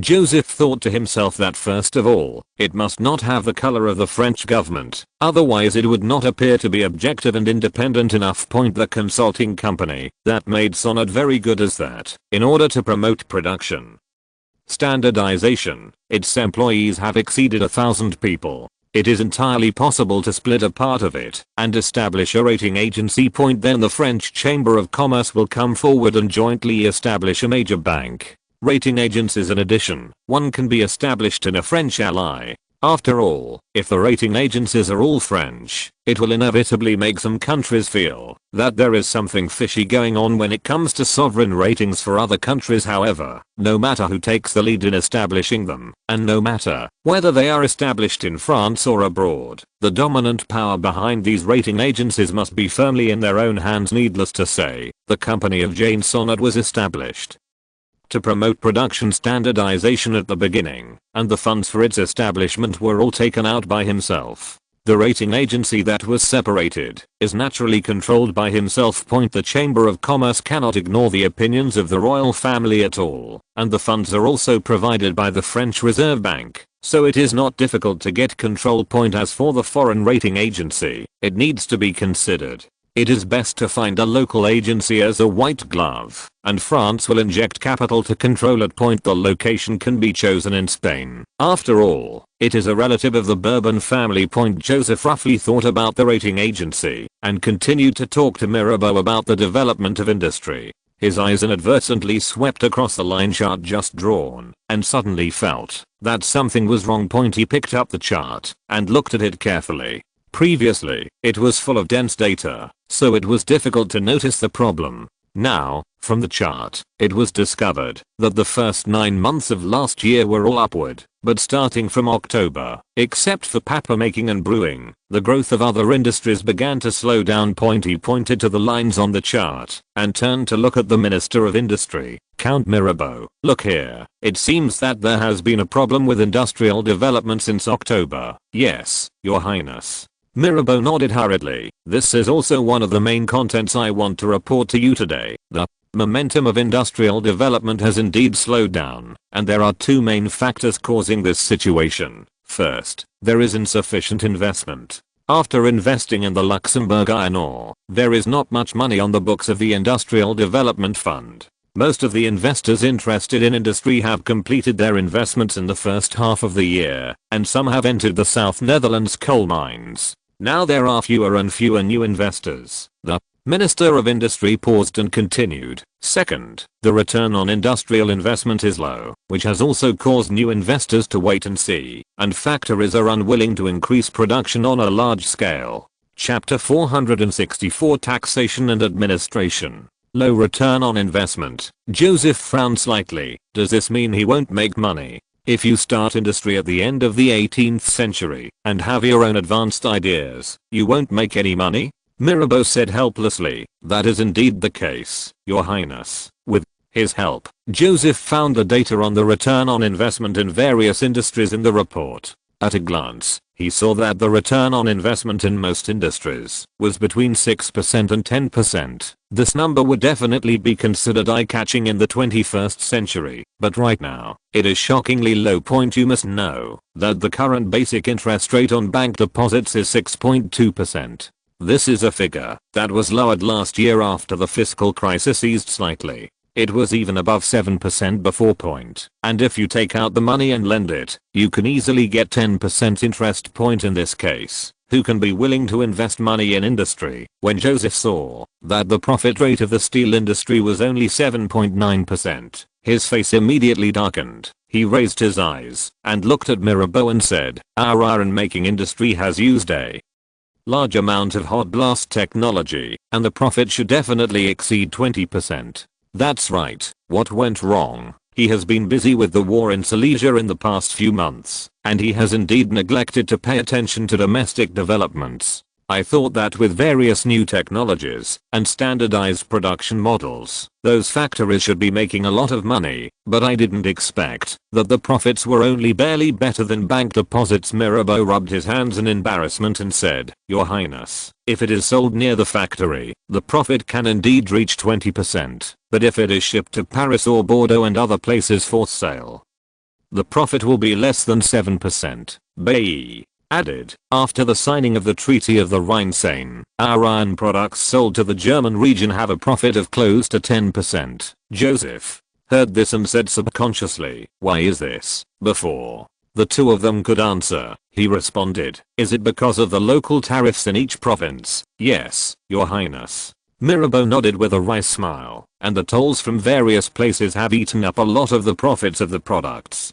Bay continued, "There are even some provinces that use goods shipped from other places as opportunities to make a fortune, just like what I witnessed in Toulouse last month. The tax collector collected sales tax on a load of cloth based on the value of the goods, then stopped the car again at the next intersection and charged them another amount based on the size of the vehicle, a sales tax. Yes, with one word, there are two different taxes passed by the Toulouse High Court. Speaking of unreasonable taxes and other matters, Mirabeau, as a representative of the capital aristocracy, couldn't help but complain. Joseph frowned soon after hearing this. At present French industry is beginning to prosper, so tax collectors and local governments everywhere are trying every means to squeeze the last drop of oil and water from factories. For example, in Lyon, the center of France's textile industry, the local government stipulated that all fabrics leaving the factory must reach a certain length and width before they can be transported and sold.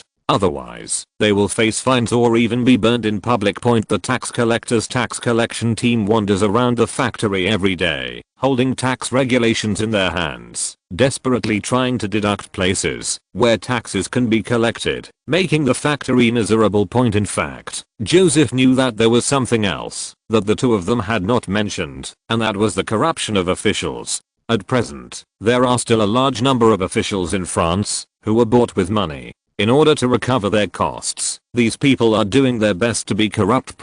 Although the establishment of the Impartial Investigation Bureau had a certain deterrent effect on officials, Marat's energy was limited after all. The officials used some means to make things difficult for the factory and secretly sought benefits. This kind of thing was difficult to detect. Joseph couldn't help but rub his temples tiredly.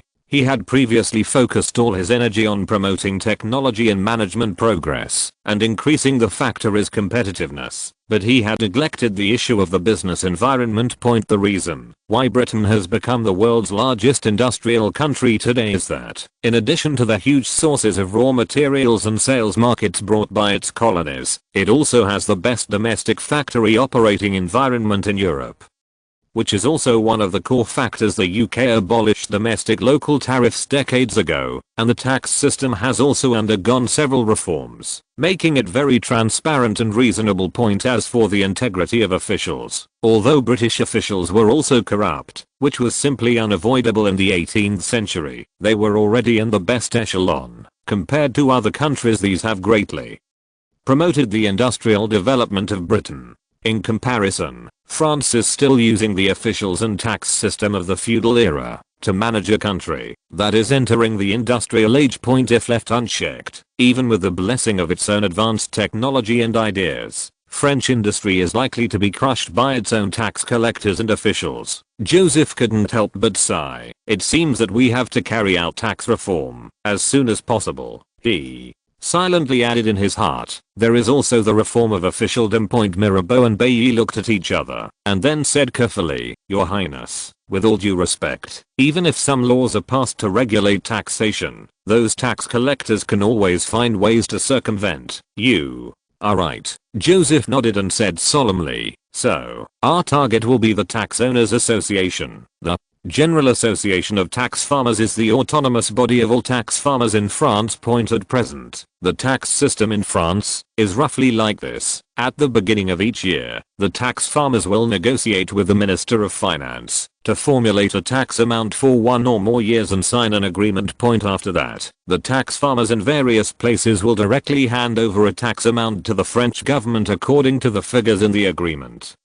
And then they can collect taxes in a certain area, and all the taxes collected belong to the tax farmers. In other words, the French government only issues tax decrees, but does not participate in the actual tax collection at all. The tax farmers are the ones who feed the tax collection team, and all kinds of trickery and repeated collection are endless. The people are full of complaints and hate the tax farmers. Although the taxes collected are high, the French government can only take a fixed tax, and the finances are stretched. Mirabeau's eyes flashed with surprise when he heard this, but he immediately said cautiously, "Your Highness, our financial situation. I'm afraid it will be difficult to withstand the impact brought about by this." "What?" he said, "is also an objective fact. At present, the bulk of France's fiscal revenue is tax. This money is collected from tax farmers at the beginning of each year, sometimes even for 2 or 3 years at a time.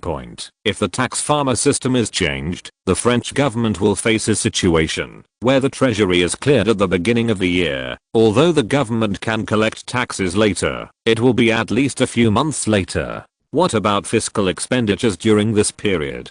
Chapter 465. To win, you have to win against Britain. If France had the same good financial situation as Britain, it could issue special government bonds to support the fiscal window of half a year, but the French government had already exhausted the market for government bonds to cope with the debt of more than 2 billion. Now, even if the interest rate of government bonds is raised to 12%, it is probably difficult to sell much.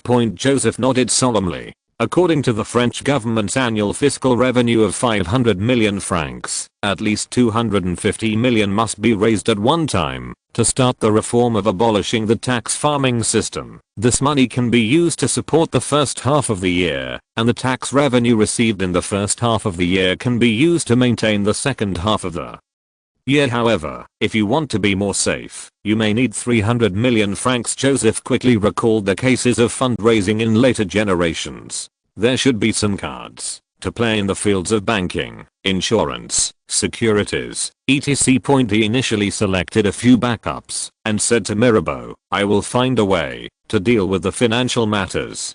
Tax reform must be promoted as soon as possible. You can contact the forces that support the reform first and spread the news in advance to build momentum. I will propose the establishment of a tax bureau at the next cabinet meeting as a beginning of the government taking over tax collection. The next thing will be continued after the money problem is solved." "Yes, Your Highness." When Bailey heard tax bureau, he immediately thought of another problem. "Your Highness, all tax collection work is now done by tax farmers, and the government has no experience in collecting taxes. I'm worried that this will cause chaos in tax collection." At the beginning, the reason why Louis XIV handed over the tax collection to tax farmers was because the government's tax officials were mediocre and there were cases of tax evasion everywhere. Even tax officials colluded with taxpayers, collected some benefits, and put them in their own pockets, and taxes could be exempted. After the tax farmers took over, they handed over a sum of money to the government in advance, and then they were responsible for their own profits and losses, so they would never let go of any taxes that should be collected.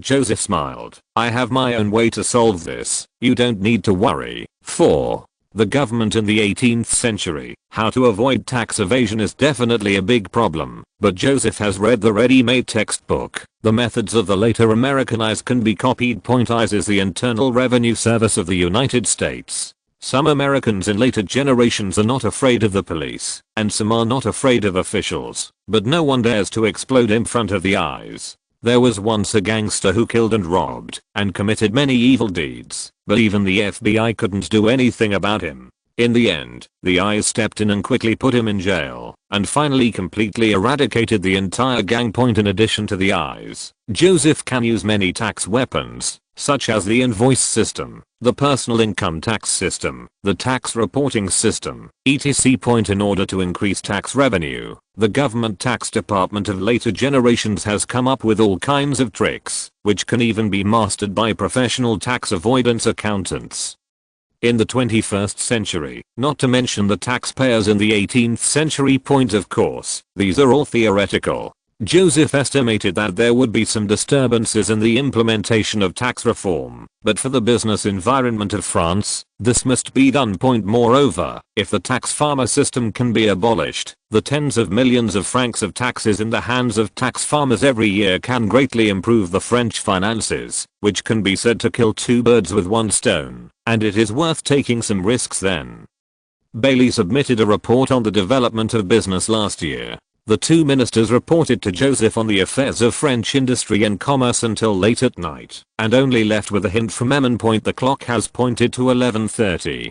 Joseph is still looking at the report in his hand in the study, and occasionally takes a sip of the teacup on the table. Last year, France's total trade volume reached an astonishing 1 billion francs, which is even close to the UK's 49 million pounds, or 1.22 billion francs. However, France's profits from foreign trade are far less than those of Britain. After all, most of France's trade volume comes from surrounding European countries, so it must lower prices and compete with these countries' own products. On the other hand, Britain could exploit its colonies, buy raw materials at low prices and sell industrial products at high prices, without worrying about competition, and the tariffs were close to zero. Even the United States, France's nominal ally, was a British colony in the past.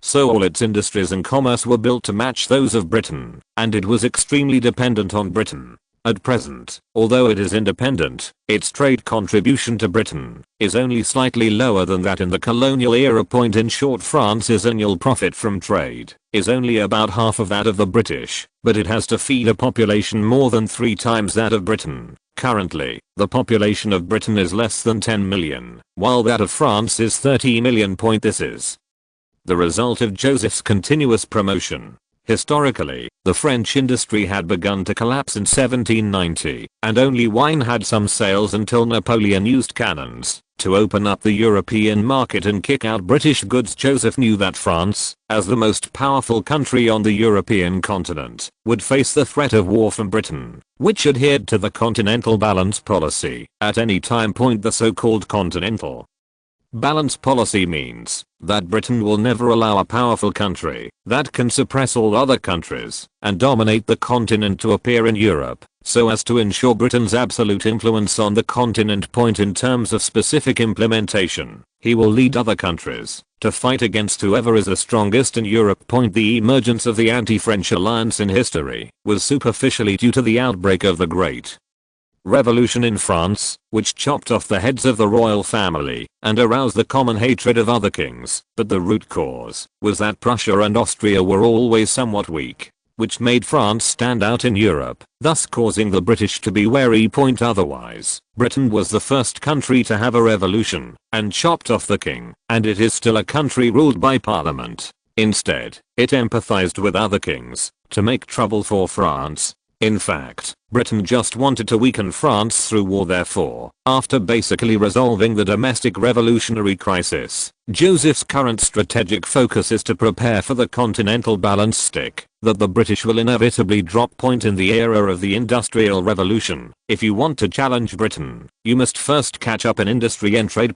Joseph looked at the world map on the wall next to him. Those large British colonies from India to North America, from the Pacific Ocean to the Atlantic Ocean, really put a lot of pressure on him. But soon, his eyes flashed with determination and confidence, and he would definitely lead France to catch up in industry and commerce. By then, a powerful fleet must be built to defeat the British Navy that they are proud of, completely remove the curse that restricts the development of France, and achieve the feat that Napoleon failed to accomplish in his lifetime. To win, you must defeat Britain. Of course, you have to eat one bite at a time. At present, first of all, we must complete various domestic reforms and lay a solid foundation, then stabilize the market won from Germany, and try to expand the territory in North Africa to pave the way for the Industrial Revolution. If you're listening to this novel on a channel other than Fanfic World, it means they downloaded and uploaded it without effort.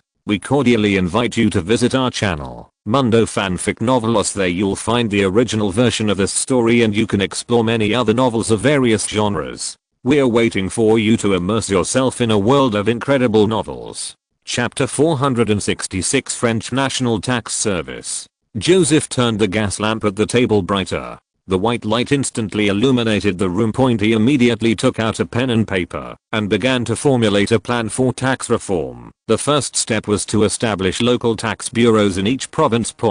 Although tax collection will still be controlled by tax collectors in the short term, government departments must be established first, recruit staff, and familiarize themselves with the tax collection process as early as possible. Thinking of training Tax collectors. Joseph hesitated for a moment, but soon wrote on paper. An economic school would be established by the Paris Police Academy to be responsible for the training of tax collectors. Taxation work in this era is definitely a technical job. Which taxes should be collected, how to collect them, how to detect tax evasion, and even how to find taxpayers all require rich experience. It can be said that tax collectors must be good at economics, law, criminal investigation and other skills.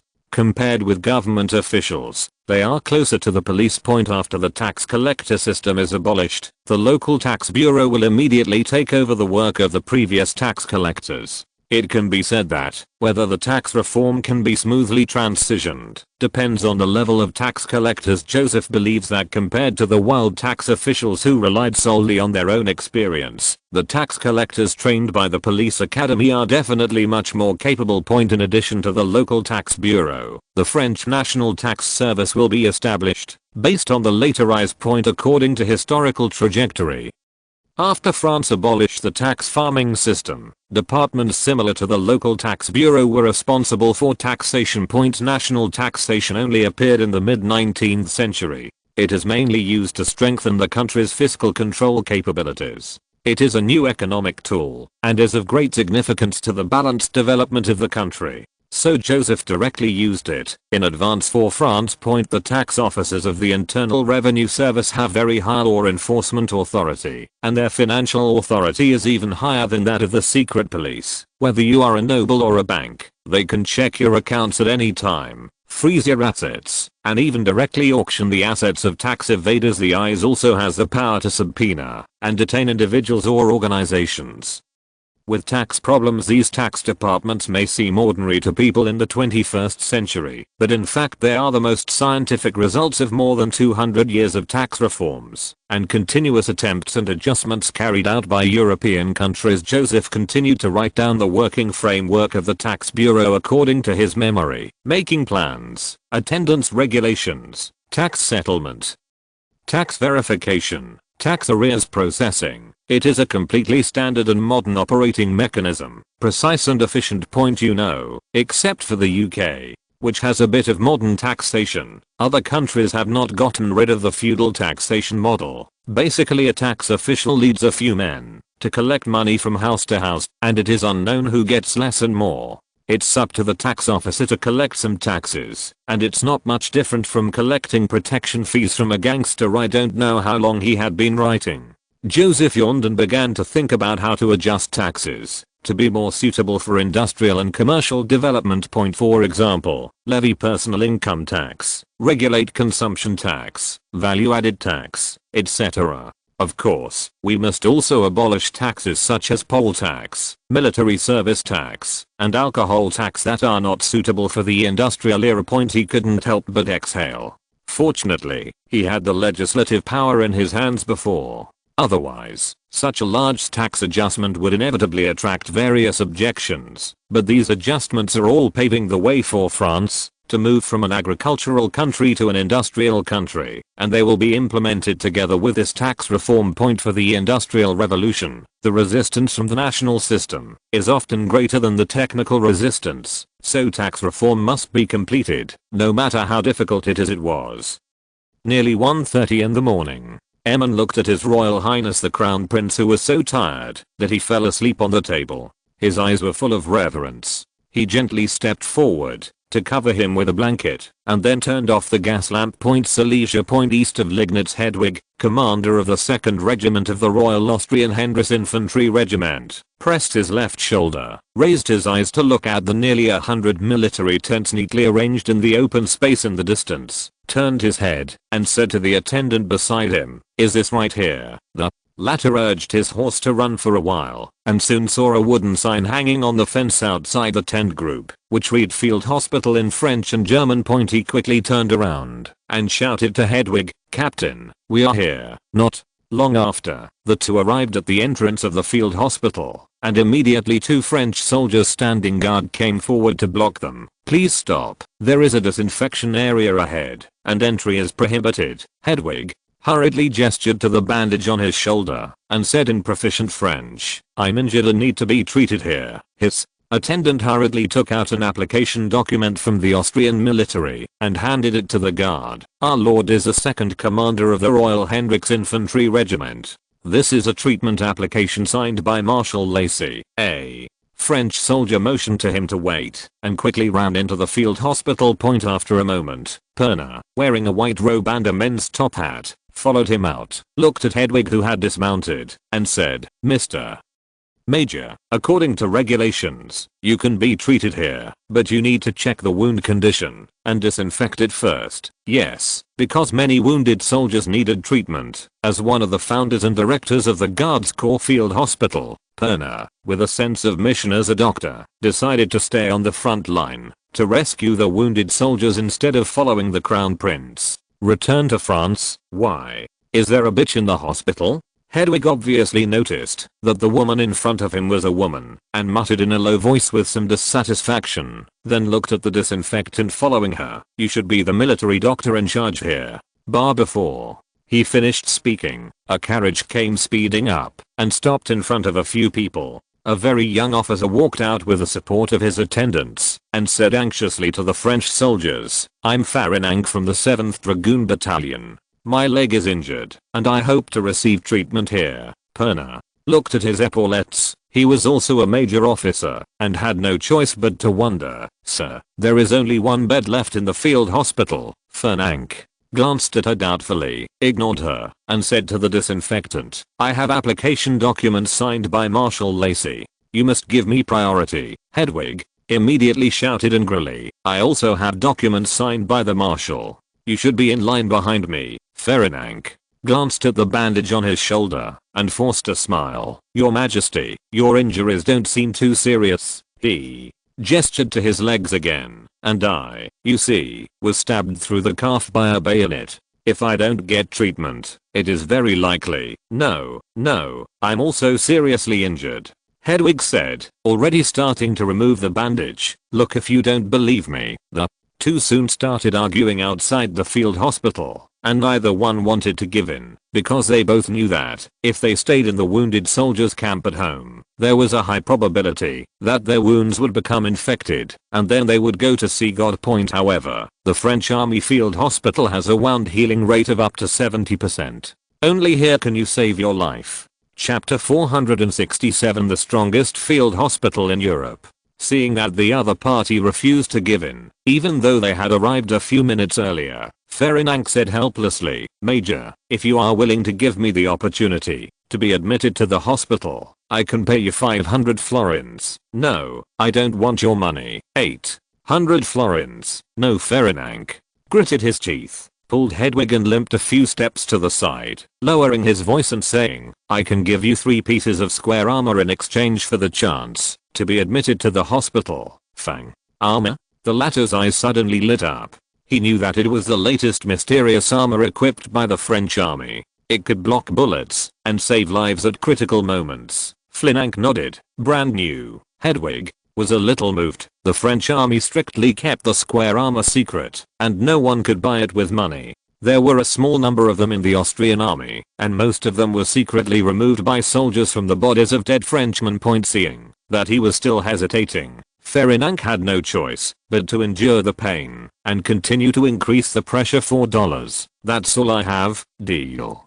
Hedwig finally couldn't stand it any longer. He had seen square armor, 4 pieces of which could almost protect the entire chest. "I should be able to survive my injury for a few days. If I had been waiting at the French Army Field Hospital and gone in as soon as a bed became available, it would probably still be too late. And if he gets those square armors, he will simply have an extra life, and this deal is worth it." Farinank immediately motioned him to get in the car, took out a thick cloth bag from the box, and whispered, "You must be careful not to be seen by the French army. According to the requirements of the French army, anyone who obtains these items must return them, otherwise they will use force to get them back." Hedwig opened the cloth bag and saw the square metallic object inside, which was the bulletproof insert of the Guards Corps infantry equipment. He carefully checked and confirmed that all 4 pieces were fine, and rewrapped them happily. He even forgot about the pain of the wound for a while. "You can be admitted to the hospital. I wish you a speedy recovery." Farinank nodded painfully, turned around and got out of the car. These square armors can be sold for 500 florins apiece in the Austrian army, but they are still expensive but not popular. It is said that Marshal Lacy personally asked French General Kellerman for a piece, but failed to get one. He pushed Perna away and said to the sterilizer behind her, "We have reached an agreement. Military doctor, please admit me to the hospital." The latter took a step back with a strange expression, then leaned towards Perna and said, "Look at this." Perna sighed. The status of women in this era was low.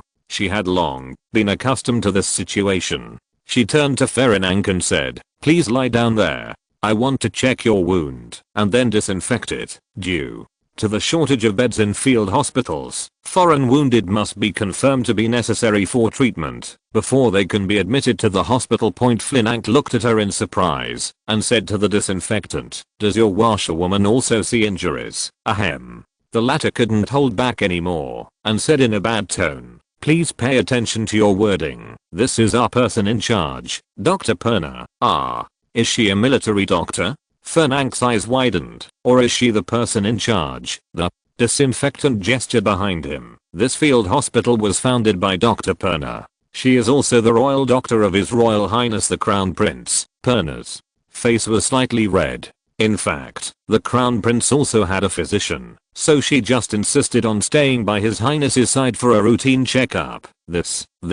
Ferenc quickly raised his hat and saluted Perna. "Please forgive me for being rash, dear doctor." He was still feeling uneasy until he entered the field hospital. He had offended the people in charge here. What if they ignored his injuries? He hurriedly whispered to the attendant, "Go and get 500 florins to prepare a generous gift. I hope this will dispel the doctor's anger." Then he discovered that the field hospital was full of female medical personnel wearing white uniforms and swallowtail-shaped hats. Soon, a girl of 18 or 19 years old with big beautiful eyes came to his bedside and said with a smile, "You are not French, are you?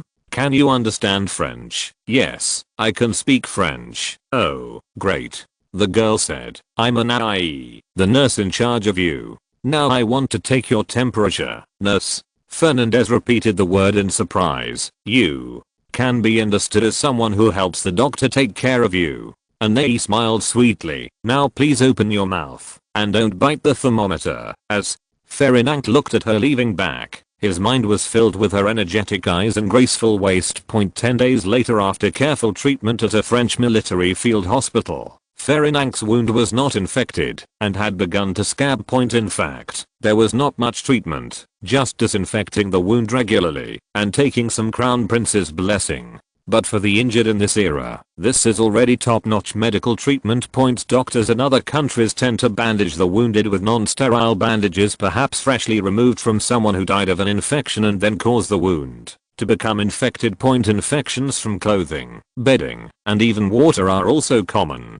Basically, except for extremely strong soldiers, even a slight injury will lead to death from infection. In Perna's field hospital, she strictly abided by all the key points that His Royal Highness the Crown Prince had instructed. Bedding, clothing, and bandages must be steamed and disinfected on time. Medical equipment must be soaked in 75% alcohol. The environment must be disinfected with alcohol every day, and cold boiled water is used to clean wounds and drink, as long as there is no damage to important organs. More than 70% of the wounded can recover. In other countries, this proportion is less than 20%. As Perna introduced the hemostatic forceps and fishhook-shaped suture needles improved by His Royal Highness the Crown Prince into surgery, this proportion is rising to 80%. The high recovery rate makes the soldiers more brave and fearless. Everyone believes that, if they are injured, they only need to stay in the field hospital for a few days and they will be fine.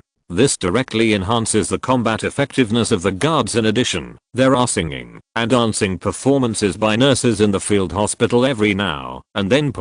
Before coming to work in the guards, more than half of these nurses were engaged in the service industry. After all, most women in this era are unwilling to work in the medical industry, and Perna can only choose people from the fallen group. So most of these girls have some talents they were trained by the previous store. For the soldiers, being injured and entering the field hospital is almost a reward. In a remote corner of the field hospital, Anne sat on Ferineng's lap, her hands around his neck, whispering something and laughing from time to time. Suddenly, a French lieutenant with his left hand hanging on his chest rushed out from behind the tent next to him, pointed at the Austrian with his right hand and shouted angrily, "You bastard, let Anne go." Chapter 468, a world where only Pernah is injured. The nurse was frightened by the sudden shout and stood up.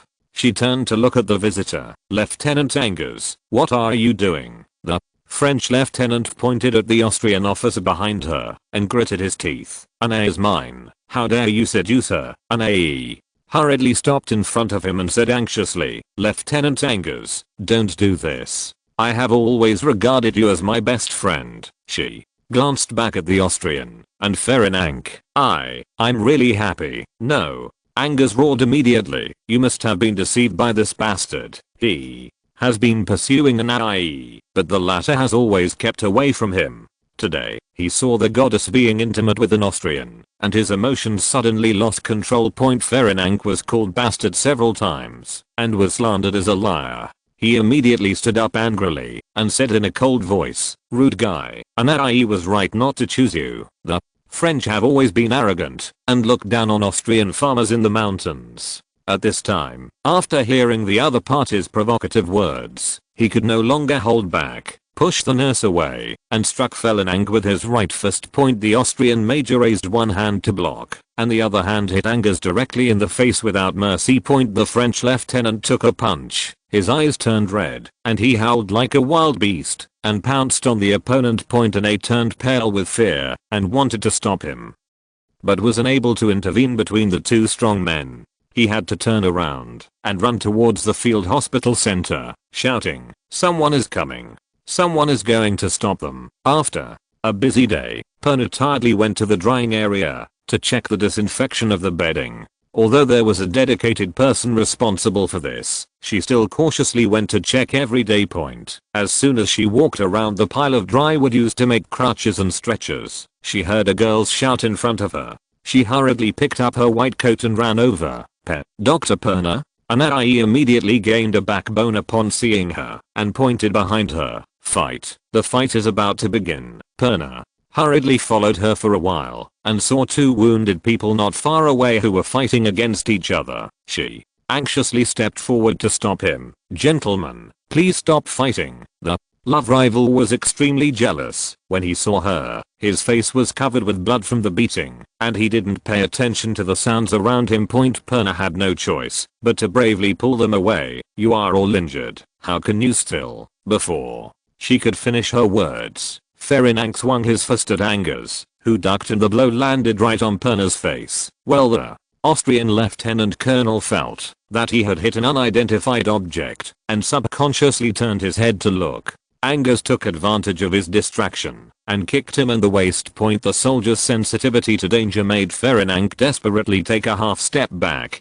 Angers' boots brushed against his clothes, but kicked Pernah on the back. The female doctor immediately flew sideways and fell into the weeds nearby. Anne used the remaining light of the setting sun to see Dr. Pernah lying on the ground motionless. Her eyes widened in horror, and she let out a piercing scream. Dr. Pernah is dead." Cheyenne Kandik, who was fighting inextricably, suddenly heard Pernah, stopped his movements instantly, and quickly came to the side of the female doctor. He didn't relax until he heard her painful moans. "Take a breath." Suddenly, the two pointed at each other at the same time and shouted, "Asshole, you injured Dr. Pernah. How dare you hit Dr. Pernah? I'm going to kill you." The field hospital is located in the rear area, so there are not many guards patrolling it. Only then did a group of guards move nearby. Hearing the screams, they hurriedly ran over. "What happened? Who's there?" Seeing that it was one of his own, and immediately grabbed his love rival and shouted, "It's this Austrian bastard. He injured Dr. Pernah." Fernandez saw the white military uniform of the guard from a distance, and he probably couldn't explain why he was right. In line with the principle that a good man should not suffer the consequences of the moment, he struggled to throw Angers away, turned around and limped away towards the edge of the field hospital. Angers was about to chase after him, but Anne stood in front of him with open arms and turned towards the Austrian's back and said, "Go quickly, I'll stop them." More Then half an hour later in the largest tent of the field hospital, military Dr. Adam examined Perna's injuries. He turned to several officers waiting nearby and said, "Please don't worry. Dr. Perna's bones are intact and there is not much danger." The hundreds of wounded people surrounding the tent breathed a sigh of relief when they heard this. They had all received treatment from Perna, and she had saved the lives of many people. When they heard that she had been injured, they all came to visit nervously. An officer in charge of camp security looked at Anai and Angus and said seriously, "What on earth is going on?" Anai didn't see clearly at the time and hesitated to explain. Angus said angrily, "It was that damn Austrian who attacked Dr. Perna." "Austrian?" The officer frowned. "What's his name?" Angus turned to look at Anai. The nurse could only whisper, "Ferenank." The wounded people around saw the bruises on Perna's eyes from the entrance of the tent and immediately gave up. That is Dr. Perna, who is kind, beautiful and charming. There are fans of her everywhere in the French army, and almost everyone in the field hospital is a fan of her now. Someone dares to hurt her? Someone roared, "I'm going to kill that guy." "Ferenank, I know him. He is from the 7th Austrian Dragoon Battalion. Who dares to go with me to teach that bastard a lesson?" "Me, and me, I'll go too." Perna, who was lying on the camp bed, heard the commotion outside the tent and wanted to stop it, but no one heard her weak voice. A large number of wounded soldiers returned to their respective units that night at the risk of being punished, and angrily told their comrades about the beating of Dr. Perna. The arrogant French soldiers could not swallow the anger of being bullied by the Austrians. The next morning, more than 1,000 French soldiers came to the station of the 7th Austrian Dragoon Battalion. Their officers only symbolically stopped them and let them go. Some officers even followed them to teach the Austrians a lesson. Dr. Perna had saved their lives in the Austrian military camp. Fernand nervously defended himself to the commander of the cavalry battalion. "It was that French lieutenant who injured Dr. Perna. He slandered me." "Do you dare to swear?" "I swear to God, it was that Frenchman who kicked Dr. Perna down." The commander, who had also received treatment from Perna, immediately frowned. "Shameless Frenchmen, how dare they come to cause trouble?" He turned to the herald and said, "Order the whole battalion to assemble." More than 10 minutes later, the French and Austrian soldiers who were cursing at each other gradually lost their temper, and some rushed to the opposite side and started fighting. Soon, an unprecedented group fight broke out outside the Austrian Dragoon Battalion.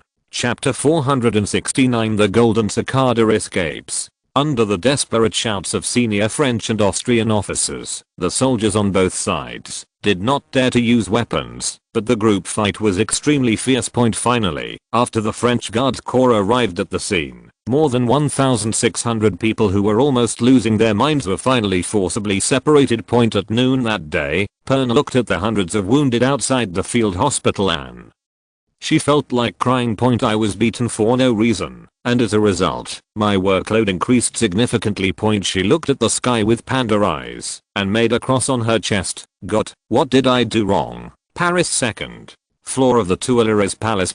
Joseph was discussing the details of tax reform with Brian, Bay and others when he heard Eamon knocking on the door and whispering, "Your Highness, there is an urgent report from Vienna." Joseph signaled the messenger to come in, took the report and read it quickly, and suddenly frowned. The military discipline of Kellerman's regiment was indeed bad enough. In order to compete for supremacy, it triggered a large group fight with thousands of people, and even injured Perna. It's crazy how powerful such an army can be. He was about to sign the punishment list attached at the back. There were more than 600 people on it, including 27 officers. The moment the pen was about to fall on the paper, he suddenly thought of something. He couldn't help but paused and narrowed his eyes slightly. At the moment, because Leopold II was busy with his coronation and the Prussian army, which had just suffered a defeat, had no intention of taking the initiative to attack. The war in Silesia had temporarily stopped. This gave him an opportunity to gradually transfer the French army back to the country. But there are still more than 40,000 French soldiers in Silesia. On such a large scale, a slight carelessness in the retreat may cause dissatisfaction in Austria. Maybe this group fight is a good thing and we can take advantage of it.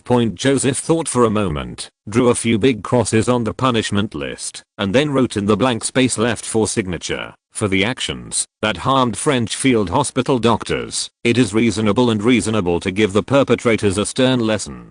This incident showed the bloody spirit of the French warriors and defended the dignity of France. It is recommended that the punishment be revoked. Joseph, March 22, 1790. Then, he wrote a letter to Chief of General Staff Berthier and Baron Alphonse, the French ambassador to Austria. He handed the punishment document and the two letters to the courier and gave a few brief instructions. Silesia Liegnitz, the French Kellerman army camp. Berthier severely reprimanded the 3 regiments and 2 battalions that participated in the last group fight in front of General Wilmser and other Austrian officers who were invited to come. It doesn't matter how many people in your army are involved in the fight. As long as someone goes, everyone will be punished. Then, he publicly announced the punishment decisions for these troops, including demoting officers, deducting salary and even confinement for soldiers, and immediately returning the troops involved to France to undergo severe rectification. Seeing that Berthier was punished so harshly, General Wilmser immediately affirmed his actions and promised to report to His Majesty the Emperor, stating that the Franco-Austrian friendship had not been affected in the slightest. A few days later, nearly 4,000 French troops who had been punished began to return to the country. When they entered the French border of Strasbourg dejectedly, the officer leading the team immediately took out the order of His Royal Highness the Crown Prince and read it in public. When thousands of French soldiers heard the Crown Prince say that they were bloody and defended their dignity, they were so excited that they couldn't contain themselves. Long live His Royal Highness the Crown Prince. I will always be loyal to His Highness. His Royal Highness is not afraid of offending the damn Austrians at all. He is the hero of France. Later, the officer announced that His Highness had revoked all their sanctions and the withheld salary would be replenished. Later, the cheers of the soldiers soared into the sky, and many were even moved to tears and prayed loudly for His Royal Highness the Crown Prince.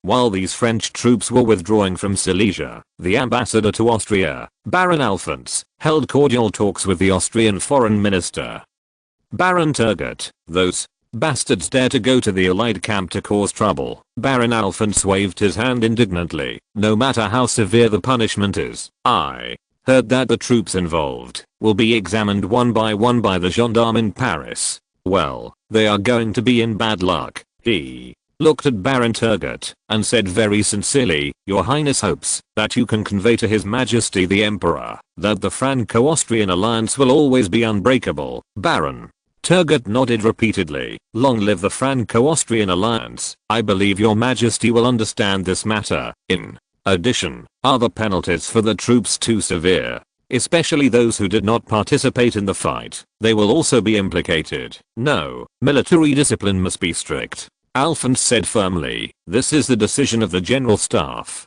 You don't have to plead for them. He then lowered his voice again. However, our Crown Prince is very angry this time.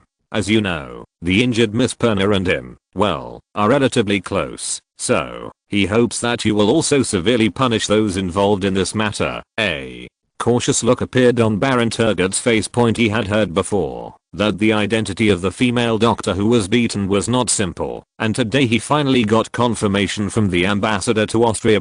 He nodded hurriedly and said, I promise Your Highness that I will give a satisfactory explanation to Miss Perna. On the other hand, the Austrian pro-French faction headed by Count Cornitz was in a state of panic. Recently, because of the fighting among the troops, the political forces in the country, who were dissatisfied with France, began to make a fuss, especially Baron Walter, who was very happy. The first batch of Hungarian troops arrived in Silesia last week, and Walter and his people even suggested to His Majesty the Emperor that France's influence on Austria should be reduced, which actually implied the withdrawal of the French troops from Silesia. Fortunately, the French side severely punished the soldiers involved, which made Cornitz relieved and hurried to meet Leopold II to say something good for France.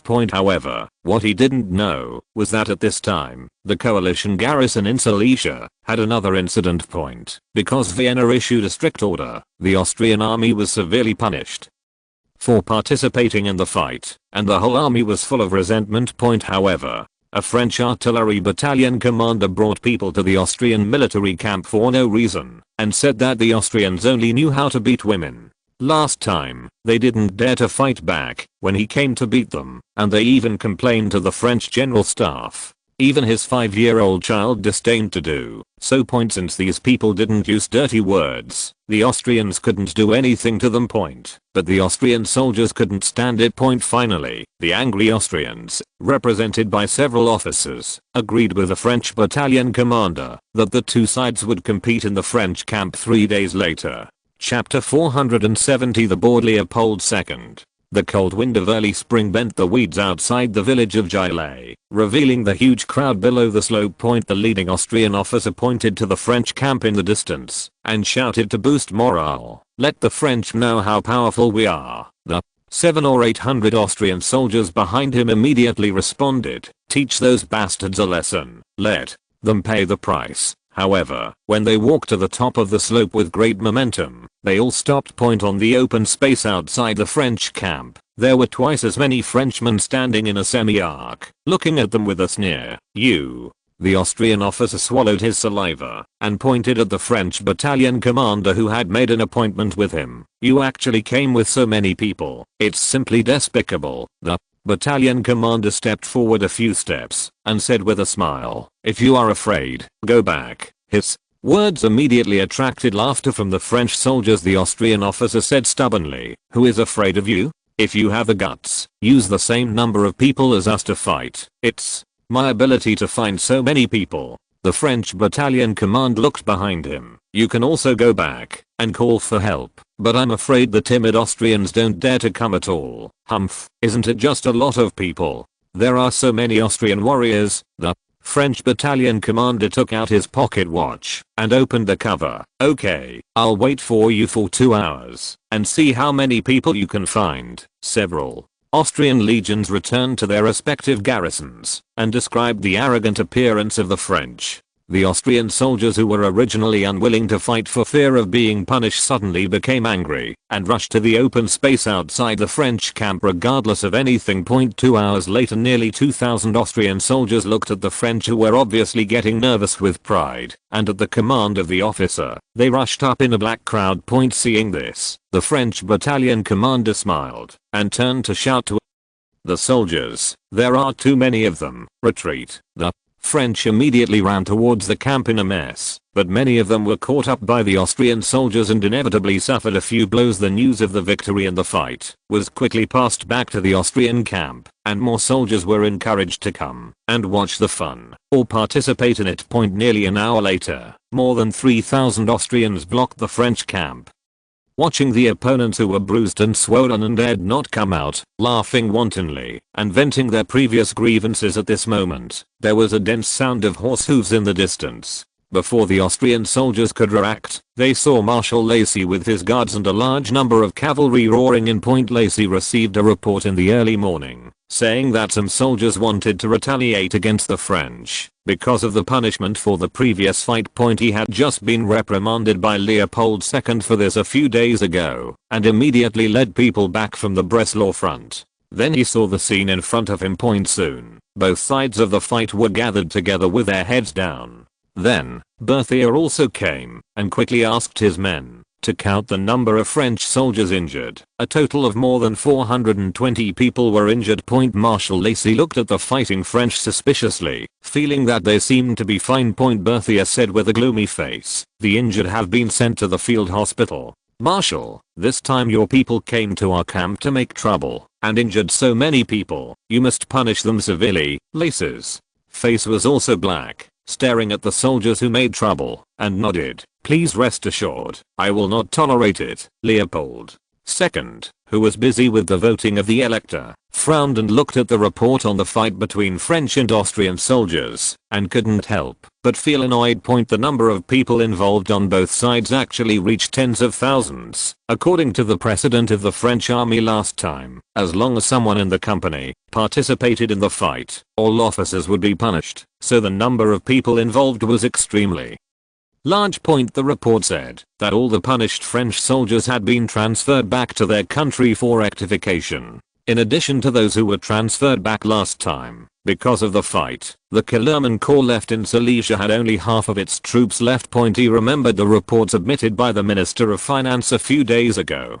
The French army in Silesia consumed almost twice as much supplies as the Austrian army of the same number. The Hungarian troops who had just arrived in Liegnitz had their logistics supplies compressed as a result. These spoiled French people are still so restless. Leopold II rubbed his forehead. Not long ago, he heard that French soldiers had to boil water before drinking. At this time, his attendant handed him the letter that had just been sent from Paris. Leopold II opened it and saw that it was sent by the French Crown Prince. The main content was a strong protest against the Austrian army beating French soldiers. Yes, the incident took place in the French camp, and the French soldiers were beaten unilaterally, so this was the evidence that the Austrian soldiers came to make trouble and beat people. The artillery battalion commander who went to anger the Austrians was arranged by Berthier at the instruction of Joseph. Before the fight, he had already told the soldiers to run away as soon as the fight started, and not to fight back.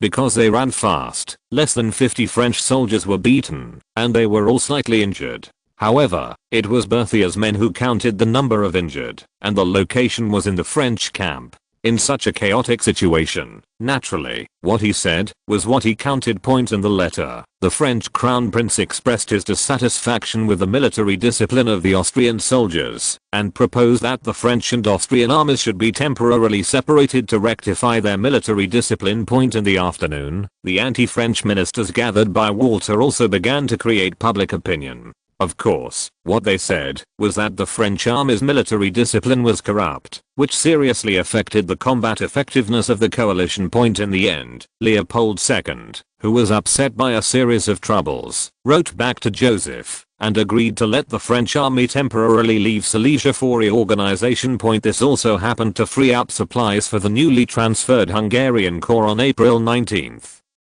1790, the last French army withdrew from Silesia and embarked on the journey home. Paris in the carriage, Joseph looked at Berthier's itinerary for the French army to evacuate Silesia and couldn't help but smile comfortably. He originally thought that it would take a few more troubles before Leopold II agreed to send away the plague god, but he didn't expect to send the French army away so quickly. It should be because the Hungarian nobles provided a lot of support to the emperor for cancelling the reform, which gave him confidence. At present, Silesia has become a personal feud between Prussia and Austria, and France can easily eat melons and then sell supplies to both sides. As long as this international situation can be maintained for a few years, it is not a fantasy for France to catch up with Britain's national strength. Joseph thought of Perna's contribution in this incident again, and was thinking about whether he could give her a medal or something. But he didn't notice that Camelia, who was sitting opposite, was preparing something with blushing cheeks. Chapter 471. Camelia lost the first battle. After returning from Silesia, Camelia still followed the Crown Prince. Her Majesty the Queen wanted this attentive girl to take care of her son, so she made her serve as the Crown Prince's temporary maid. This was definitely a huge improvement in her status, and made countless aristocratic ladies drool with envy. At this time, the maid was implementing her long prepared plan. She always kept her teacher's advice in mind and worked hard to make the Crown Prince fall in love with her, and worked hard to put it into practice. It's just that Dr. Perna always followed His Highness inseparably before, so she, who was already inexperienced, couldn't find her chance at all. Now that Miss Perna is in Silesia, she must seize this rare opportunity. Camelia took a peek at Emin, who was sitting next to her, and saw him looking out the window, and she suddenly felt a little more confident. She quietly took her little feet in stockings out of her shoes, covered them with the hanging tablecloth, and slowly stretched them towards His Royal Highness the Crown Prince opposite. It was the first time she had done such a thing, and her face was already red and hot, but she was still trying hard to recall the trick that Mrs. Sells taught her. This was the most popular lady in the Palace of Versailles that she found out about. After spending a large amount of tuition money, I got a true biography. According to Mrs. Sells's maid, she conquered at least 12 gentlemen with this trick. Put your feet past his knees and inner thighs, then move closer to the middle, rub them gently, and then, Camelia silently recited those steps that made her extremely ashamed. Feeling that her toes had touched the lace of the Crown Prince's trousers, her delicate body trembled slightly. She bit her lip lightly and began to lift her legs up.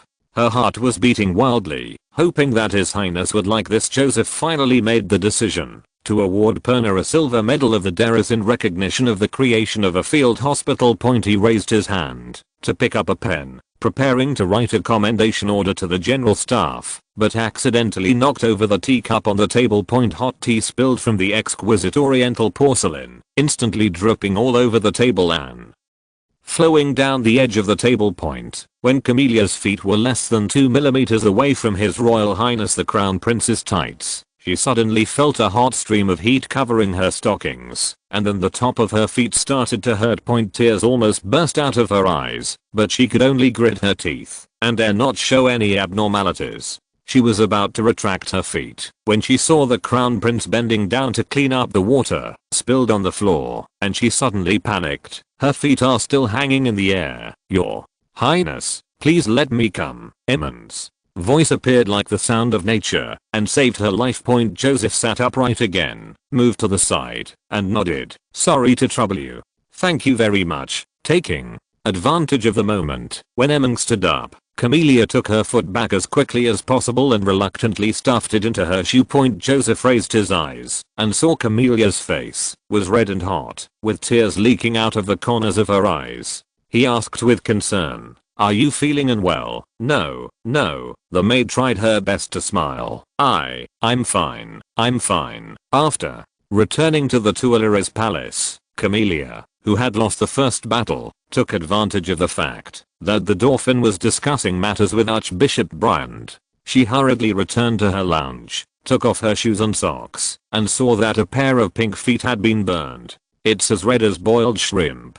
Fortunately, the tea had been standing for a while and the temperature had dropped a bit, so it was not likely to cause burns. Shame, anger, unwillingness, and pain surged together, and the little girl couldn't stop crying anymore. London. In a villa in the southwest suburbs, Mr. Pascal Paoli, wearing a brand new blue-grey dress, kissed his wife goodbye with a smile, and got into the carriage with his cane under his arm.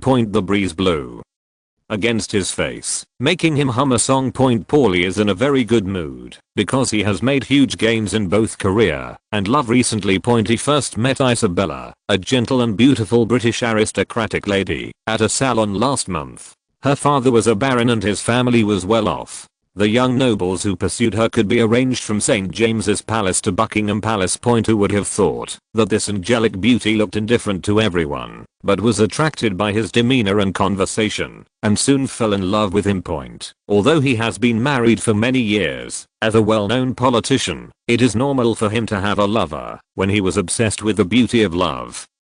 Just last week, a wealthy Scottish businessman who strongly advocated the spirit of freedom heard about his deeds. He was immediately moved and expressed his willingness to support the cause of the Corsican people's pursuit of independence and freedom. According to what he learned from people who knew Mr. Chalmers, Chalmers owned two coal mines, a textile factory, and shares in the East India Company, and was worth at least £200,000. He believed that such a wealthy person would give him at least £10,000, or even more. Paul's carriage stopped in front of a luxurious villa not far from the Thames River. A short middle-aged man immediately came up to him, opened the door for him, and said with a smile, "You are finally here. Mr. Chalmers arrived half an hour ago." Paulie hurriedly followed him towards the villa. "Chalmers is likely to finalize funding at today's salon." Bolster and Elliot here." The middle-aged man nodded and said, "They just arrived." "That's good."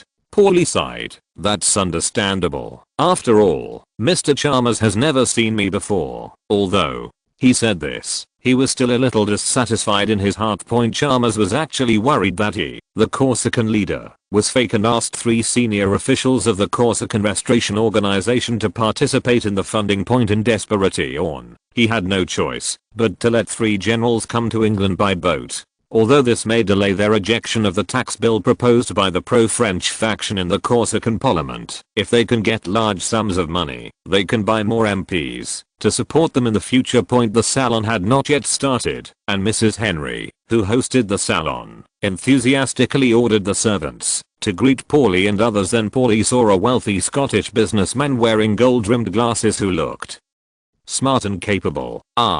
"Nice to meet you." Chalmers greeted him and sat down after greeting each other. He raised his glass and said, "I have heard a lot about your deeds in the past few days. Dear Mr. Pauly, I must admit that I'm very fond of you. I admire you and your father's feats so much, so I decided to donate £20,000 to support your noble cause." Pauly didn't expect that the other party would tell him about the funding so straightforwardly, and the amount was far more than he expected. "This is great." He quickly raised his glass. "On behalf of all the Corsican people, I would like to express my sincere gratitude to you." The wine glasses touched lightly, but Chalmers seemed a little hesitant and said, "But, Mr. Pauly, I have a small request." Chapter 472 A Dream. Pauly said with a smile, "Of course, I will serve you, as long as I can. Just kidding. £20,000 is 500,000 livres. Such a large sum of money is enough to make him sell hooks. I want to make sure that the donated funds are used for the great cause of Corsica's independence, so I hope to know the specific use of the funds." Chalmers showed an apologetic expression. "Please forgive me, this is by no means a lack of trust in you and your companions." He looked around and lowered his voice and said, "In fact, I gave a lot of money to Irish Republicans in the past few years, but those guys put more than half of it into their own pockets. The so-called Irish Republicans are the Irish Independence Movement organization. After the British occupied Ireland, they have been resisting secretly and reached their peak in the late 18th century. Historically, they even took advantage of the French Revolution and prepared to join France to declare war on Britain. Pauly and his three men looked at each other. Although he was not very happy, since the sponsor had made a request, he could only nod and agree. After the salon, Chalmers went back home with Pauly and listened to him arrange the use of funds. "Half of your funding will be used to buy weapons and organize protests and riots," Pauly explained patiently. "The rest is mainly used as campaign funds to help the members of the Restoration Organization get more seats in Parliament. You know, the Parliament is the political core of Corsica. As long as we can control the Parliament, we can marginalize the French government. This is an important part of our independence plan." Chalmers nodded repeatedly. "You are indeed a great freedom fighter with rich experience. I feel much more at ease now." He paused and continued, "But based on my experience in Ireland, riots are far less effective than mastering the upper power. So, I think more money can be invested in supporting the members of Parliament." The three members of the Restoration Organization nearby suddenly brightened up when they heard this, because they were Corsican MPs or were preparing to compete in this year's parliamentary elections. If they could get a large amount of campaign funds, their chances of winning would increase exponentially. Pauly was quite troubled by this kind of sponsor who liked to dictate things, so he had to explain to him earnestly why he had to allocate funds in this way. Chalmers suddenly waved his hand impatiently. "You just said that more than 20 MPs in the organization will face competition, so how can £9,000 be enough? Let's do this. You listen to me, and I will sponsor another £5,000. Pauly was stunned by the local tycoon on the spot, and after a quick weighing in his mind, he agreed to his proposal. £17,000 will be distributed to the MPs of the Restoration Organization to help them win the election. Chalmers was also very straightforward. The next afternoon, he solemnly handed over 2 heavy suitcases of banknotes to Pauly, and the 3 senior members of the Restoration Organization who came with him witnessed and verified it. "Your freedom cause will eventually succeed." Chalmers took the receipt from Pauly and then said generously, "Next year, after the dividends from my East India Company's shares are distributed, I will provide you with another £25,000. After sending the financier away, Pauly looked at his watch. It was already past 5 o'clock and the bank was no longer open, and it would be better to exchange these banknotes for gold coins, so that it would be easier to buy weapons in the United States, Northern Europe and other places. So he had to lock the cash box in the safe in the study, and repeatedly told the housekeeper to send someone to guard the door today, and there must be no mistakes at night. Mrs. Pauly's living room maid got up quietly took out a bag of tools from the box under the bed, and then walked towards the study on the second floor in the dark. She met the night watch servants twice along the way, but both of them glanced at her and turned away, as if nothing had happened. Go over. Yes, they are all agents sent by the French intelligence agency. After learning Paul's whereabouts from the British government, the intelligence agency has infiltrated Paul's family like a sieve in the past 6 months. Now half of the servants in this villa are paid by the intelligence agency. If it weren't for the fact that killing Paulie would do more harm than good, he would have died dozens of times. The maid came to Paul's study, opened the door with the key that had been prepared, and then took out the tools and started to light fires everywhere. At 2 o'clock in the morning, Paulie was awakened by a woman's scream. He rubbed his sleepy eyes and vaguely heard the servants shouting, "Fire, put out the fire." Then the butler knocked on the door and said anxiously, "Master, it's on fire. You and your wife should go out and take shelter." Paulie jumped up from the bed, put on his clothes, and rushed out of the bedroom. He smelled a choking smell. He looked up and saw that the stairs leading to the second floor were full of smoke, and servants were running up and down with buckets of water. The 3 high-ranking members of the restoration organization who lived in the guest room were also awakened. They looked at Paulie and exclaimed at the same time, "Money!" Several people were about to rush to the second floor, where the flames were rolling. The housekeeper hurriedly asked someone to hold them tightly. 2.5 hours later, the fire was finally put out with the joint efforts of the servants and the London Fire Police. Paulie and others ran up to the second floor like crazy regardless of the large amount of residual smoke, but they were stunned on the spot, including the study. Half of the rooms on the second floor were burned black. Paulie walked into the study while coughing and saw the safe that had been burned through. Most of the safes in this era were made of wood wrapped in iron sheets, and the iron lumps that were common in later generations would not appear until the 19th century, and a black mass inside. The person next to him stepped forward and took out the contents of the safe.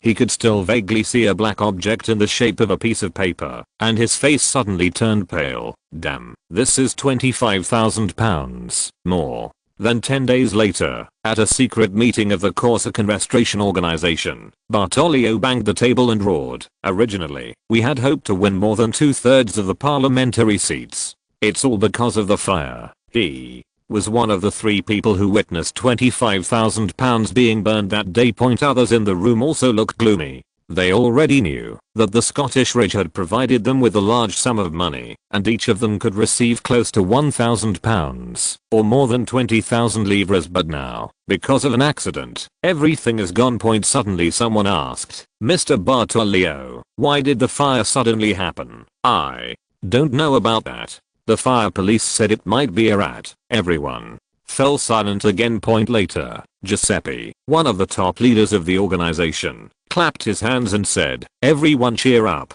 Mr. Paoli has sent an order to organize a riot in Calgus, and we have to discuss this matter now." At the same time, an American lawyer came to London and knocked on Paul's door. If you're listening to this novel on a channel other than Fanfic World, it means they downloaded and uploaded it without effort. We cordially invite you to visit our channel, Mundo Fanfic Novelos. There you'll find the original version of this story, and you can explore many other novels of various genres. We're waiting for you to immerse yourself in a world of incredible novels. Chapter 473, The Yellow Mud in Paula's Crotch. "Hello, does Ms. Maria Michela Quirino live here?" the American lawyer said, first in English and then in French. "Oh, it's me."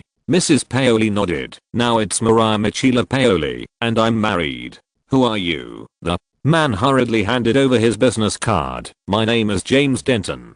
I'm your cousin's lawyer." "Cousin? Aunt?" The lawyer nodded. "Yes, that is Mrs. Giovanna Massimo. Do you remember her, Mrs.?" Pauli shook her head. "Sorry, I really don't remember." "Oh, please come in and sit down first, lawyer." Denton entered the room and said politely, "First of all, I have to confirm that you are from the Quirino family in the town of Padano, Ajaccio, right?" "Yes, that's right." "Then, the heir to Mrs. Massimo's estate should be you." The lawyer took out a stack of documents from his bag. "She is the cousin of your grandmother's sister's second son." The lawyer talked about a long list of kinship relationships. "After her death, you are her only relative." Her estate of more than $10,000 will be inherited by you. When Mrs. Pauly heard this number, she suddenly felt that the sun was shining brightly in her mind, the birds were singing and the flowers were fragrant, and the voice and smile of cousin Giovanna seemed to emerge. $10,000, that's 50,000 livres. It was enough for her to buy a sizable manor in Corsica. She nodded immediately, then thought of something, with a look of sadness on her face. My cousin, when did she die? Oh, God, she was such a good person. How could she? Mrs. Massimo passed away due to illness 3 months ago. Lawyer Denton said. She said that, when she corresponded with you many years ago, she learned that you were in London. Fortunately, you did not move. Mrs. Paoli tried hard to recall correspondence with her relatives in the United States. After Corsica was occupied by France, many of her relatives did go to the United States to seek life point, and that $10,000 quickly helped her build an entire set of memories. Oh, yes, I think I wrote to my aunt, then, please go to the Bank of Amsterdam as soon as possible to receive the inheritance. Of course, you can also go to Philadelphia. I would be more happy to serve you there. Pauly, who was directing the servants to clean up the fire scene on the 2nd floor, heard the noise and went downstairs to the living room. After his wife told him about the inheritance, she frowned a little. We want to go to Amsterdam. Can't we do it in London? After all, what he is doing is to split France. There are people who want his life everywhere, and he must be vigilant at all times. I'm sorry, sir. Mrs. Massimo's property is all in the United States. As you know, there is no bank exchange between the United States and Britain for the time being. The nearest exchange bank is in the Netherlands. After Lawyer Denton verified Mrs. Paula's identity, he handed her the will and other documents, agreed on a time for handling the inheritance, and then left. Pauly looked at the documents suspiciously and asked his wife, do you have any impression of this aunt? Yes, honey, I remember her taking me to town when I was little. In fact, there is no Mrs. Massimo at all. Fudge sent someone to find out that Mrs. Pauly had relatives in the United States, so he invented such a character no one would doubt the inheritance of real money. Mrs. Pauly quickly used auto-suggestion to pin other vague memories on her cousin aunt and firmly believed that she had this relative. So, you're going to the Netherlands? Pauly asked, looking at the documents. Maybe this is a scam. The woman nodded. I'll go with Mr. Petro. It'll be fine. At worst, it's just a trip to the Netherlands. In fact, I've wanted to go there for a long time. She knew that Pauly would never leave England. The French would probably kill him if he did. But I have never been involved in politics, so there is definitely no danger. Pauly thought about it again and again, and finally agreed. After all, $10,000 is not a small amount.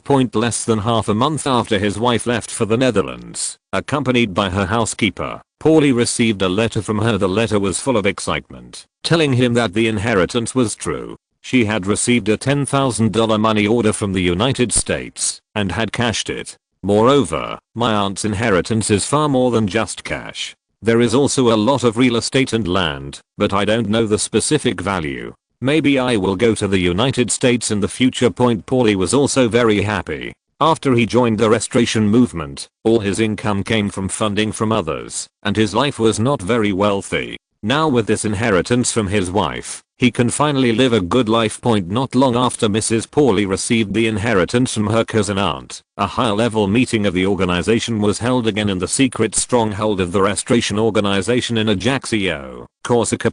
Everyone quickly finalized the details of a riot in Carges next month and sent the plan to the leader Paoli. During the noon recess, Congressman Girolamo talked about his wife's encounter with Mrs. Pauly in Amsterdam. What are you doing in the Netherlands for Mrs. Paoli?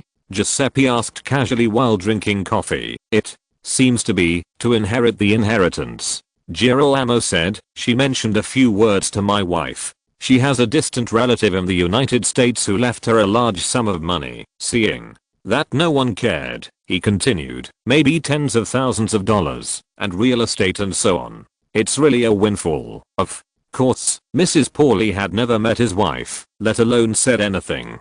But the director of the intelligence agency gave him instructions personally, so he had to say so. As for the truth, no one could go to London to ask Mrs. Pauly whether she had told Mrs. Girolamo about the inheritance.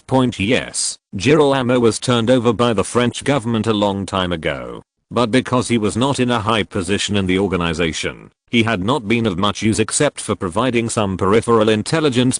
He deliberately emphasized a large sum of money and windfall and so on, and finally made Battaglio frown on the side. This is a bit too coincidental. The money funded by Mr. Chamas was just burned, and Mrs. Pauly unexpectedly got a large inheritance. What are you talking about? Giuseppe immediately scolded. Are you doubting Mr. Pauly? Oh, no, I'm just joking. Girolamo waved his hand quickly, but exchanged glances with the other two who went to London that time. After the meeting, the three immediately came to Girolamo's home. Ah. You doubting that the £25,000 weren't burned at all? Yes, it's possible that only waste paper was burned. I don't want to doubt Mr. Pauly, but with such a large sum of money, no one can guarantee that they won't be tempted. What he didn't say was that the money was originally intended to be distributed to people like him, so no one should even think about it. Then, what are your plans? Send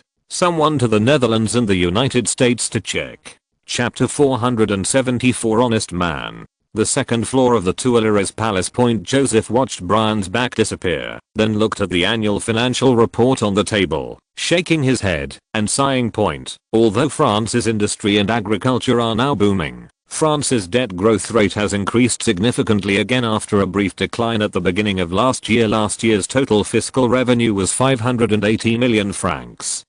An increase of 70 million francs from the previous year, but at the same time, expenditures also surged to 540 million, plus the annual fixed interest on national debt of nearly 100 million francs. The deficit was as high as more than 60 million. As of the beginning of this year, France's total debt has reached a historical high of 2.25 billion francs, of course. Compared with France's debt of nearly 3 billion francs in 1790, the situation is much better. Moreover, last year's debt growth was mainly due to large-scale investment in the Wallonia region of North Africa, Luxembourg, and the southern Netherlands, especially the infrastructure construction, which not only cost a lot of money, but also did not see any benefits in the short term. In addition, wars in North Africa, the southern Netherlands and Silesia are also big spenders. According to the financial data submitted by Brian, last year's military expenditure exceeded 43 million francs. This is the case that Austria has borne a large amount of expenditure for the last two wars. Otherwise the number would be even more frightening. In addition, due to the food shortage last year, the country's strategic reserve grain was consumed in large quantities, and huge investments were needed to replenish the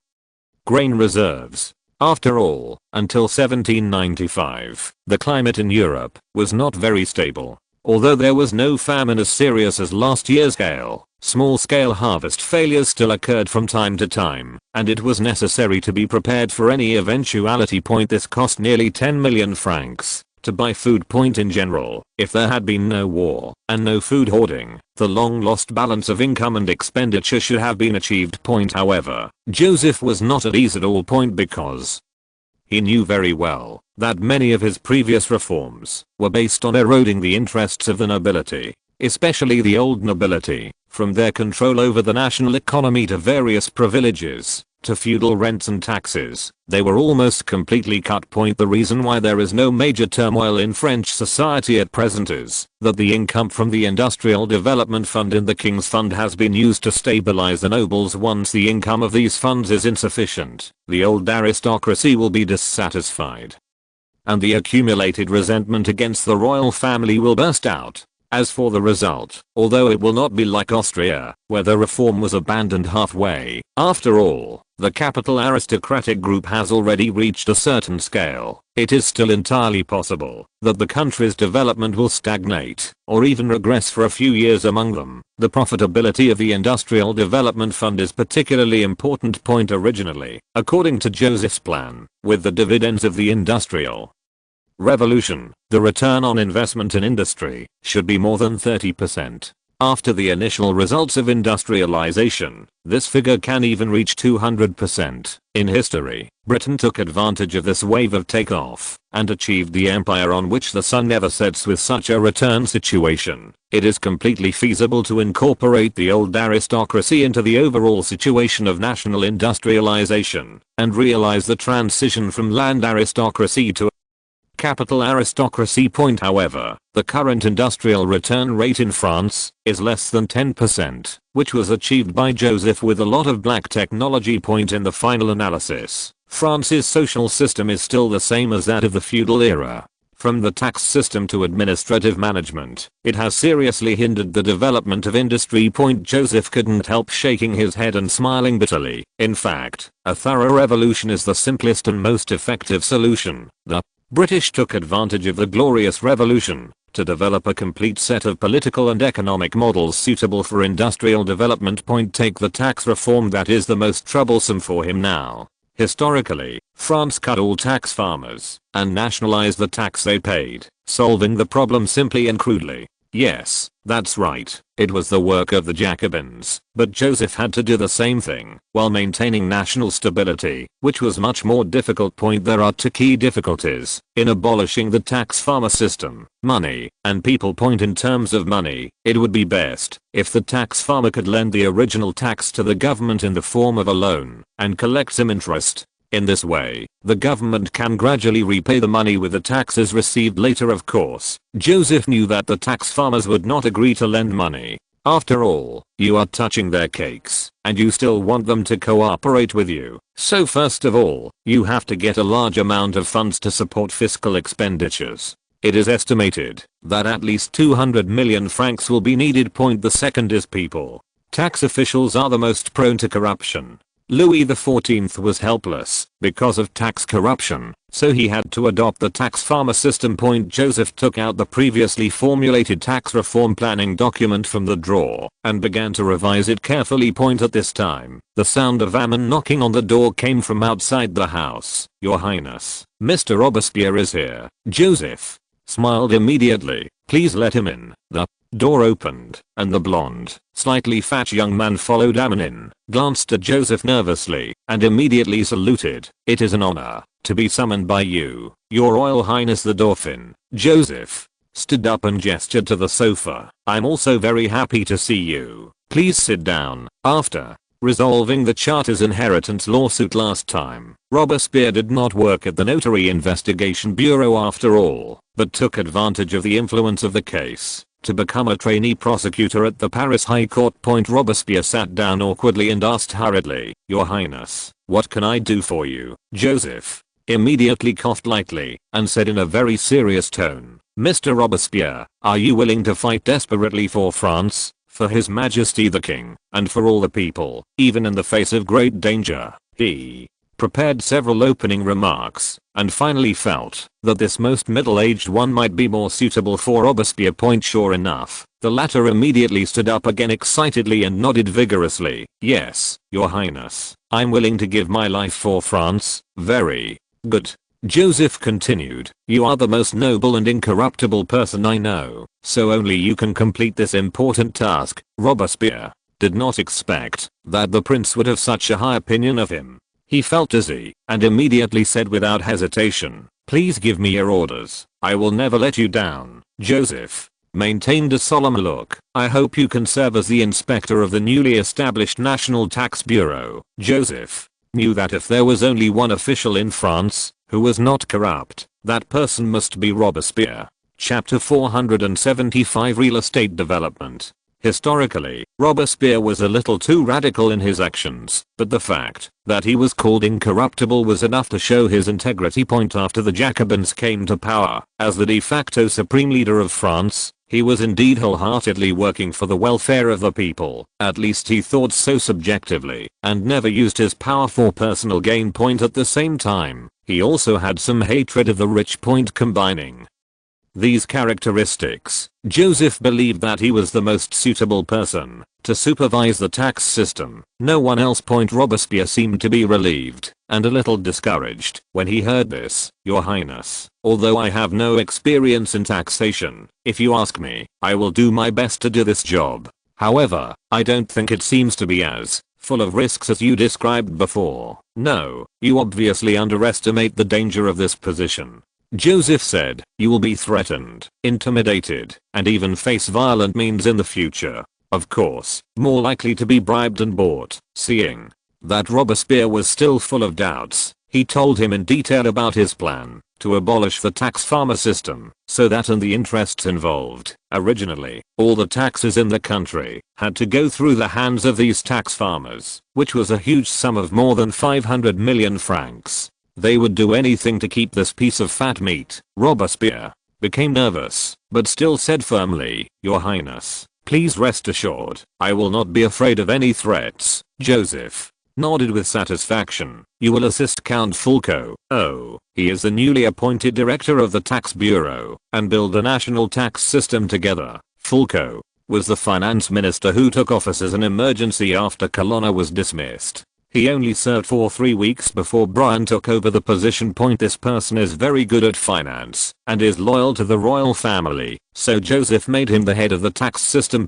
However, as an aristocratic bureaucrat, he must have someone like Robespierre around him to keep an eye on him, so that Joseph can feel at ease. Joseph continued to say to Robespierre, you should be very familiar with tax laws, but you still need some training in finance and tax procedures, so you will go to the economics school of the Paris Police Academy for 3 months and get familiar with your future subordinates there in advance. Yes, Your Highness. Follow your arrangements. Robespierre thought of something again and asked in confusion, you just said the police academy? Yes, the police academy. You will also train in formation and command there, and your subordinates will all carry swords and muskets after taking office. Robespierre became more nervous after hearing this. Joseph then personally took the new inspector of the tax bureau to the Palace of Versailles to meet the Minister of Finance and the Director of the Tax Bureau. As a platform for this young man with no political qualifications, it was already past 3 p.m. when they came out of the Palace of Versailles. After Joseph entered the city of Paris by carriage, he suddenly remembered the matter of raising funds and said to Emin, please go to the royal palace first. I want to see the Garden of Stars. Yes, Your Highness. The so-called Garden of Stars is a real estate project near the Royal Palace, which is promoted with the popularity of the World Expo. Joseph didn't pay much attention to this place before, and it was not until he came back from Silesia that he realized that the sales situation seemed not very good. Now is the time when money is needed, and real estate, a big money maker, must be seized. Joseph got off the carriage outside the Garden of Stars and looked up at the community that was originally the Royal Palace Garden. This is one of the earliest areas in Paris to install gas lamps. Next to it is the West Palace of the Royal Palace, which has been developed into a commercial area. It has complete supporting facilities such as hospitals and schools. Logically, the sales situation should be very good. After all, the palace garden to the Tuileries Palace was sold out almost instantly, and he learned from Brian's report that not even 1/5 of it was sold here. The sales manager of the Garden of Stars soon learned that the Crown Prince had come and hurriedly brought a group of his men to greet him. After he saluted, Joseph talked to him about the problem of house sales. Yes, you are right, there are many wealthy nobles. The sales manager followed Joseph with his back bent, but this place is much more expensive than the house in the palace garden. After all, the price of the palace garden is 60,000 francs, and the actual transaction price is around 70,000, while the price of the Starry Garden is 100,000, and it usually needs to be discounted to 95,000 francs to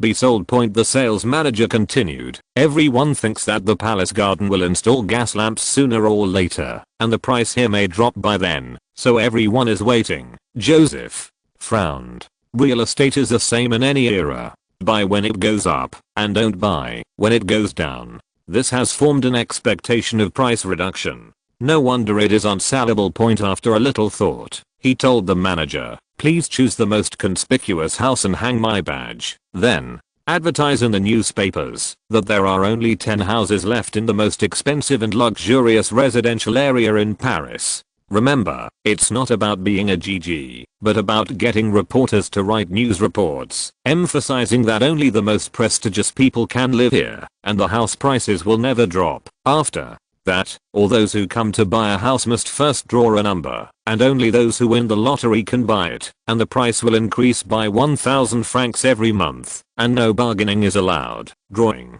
a number, it's a lottery, but the form is more diverse, such as making some small balls with numbers written on them for the buyers to touch. Only after touching the numbers with a specific pattern 3 times, you are eligible to buy. The sales manager was stunned. Your Highness, but what if the buyer loses patience and leaves? Just let them go.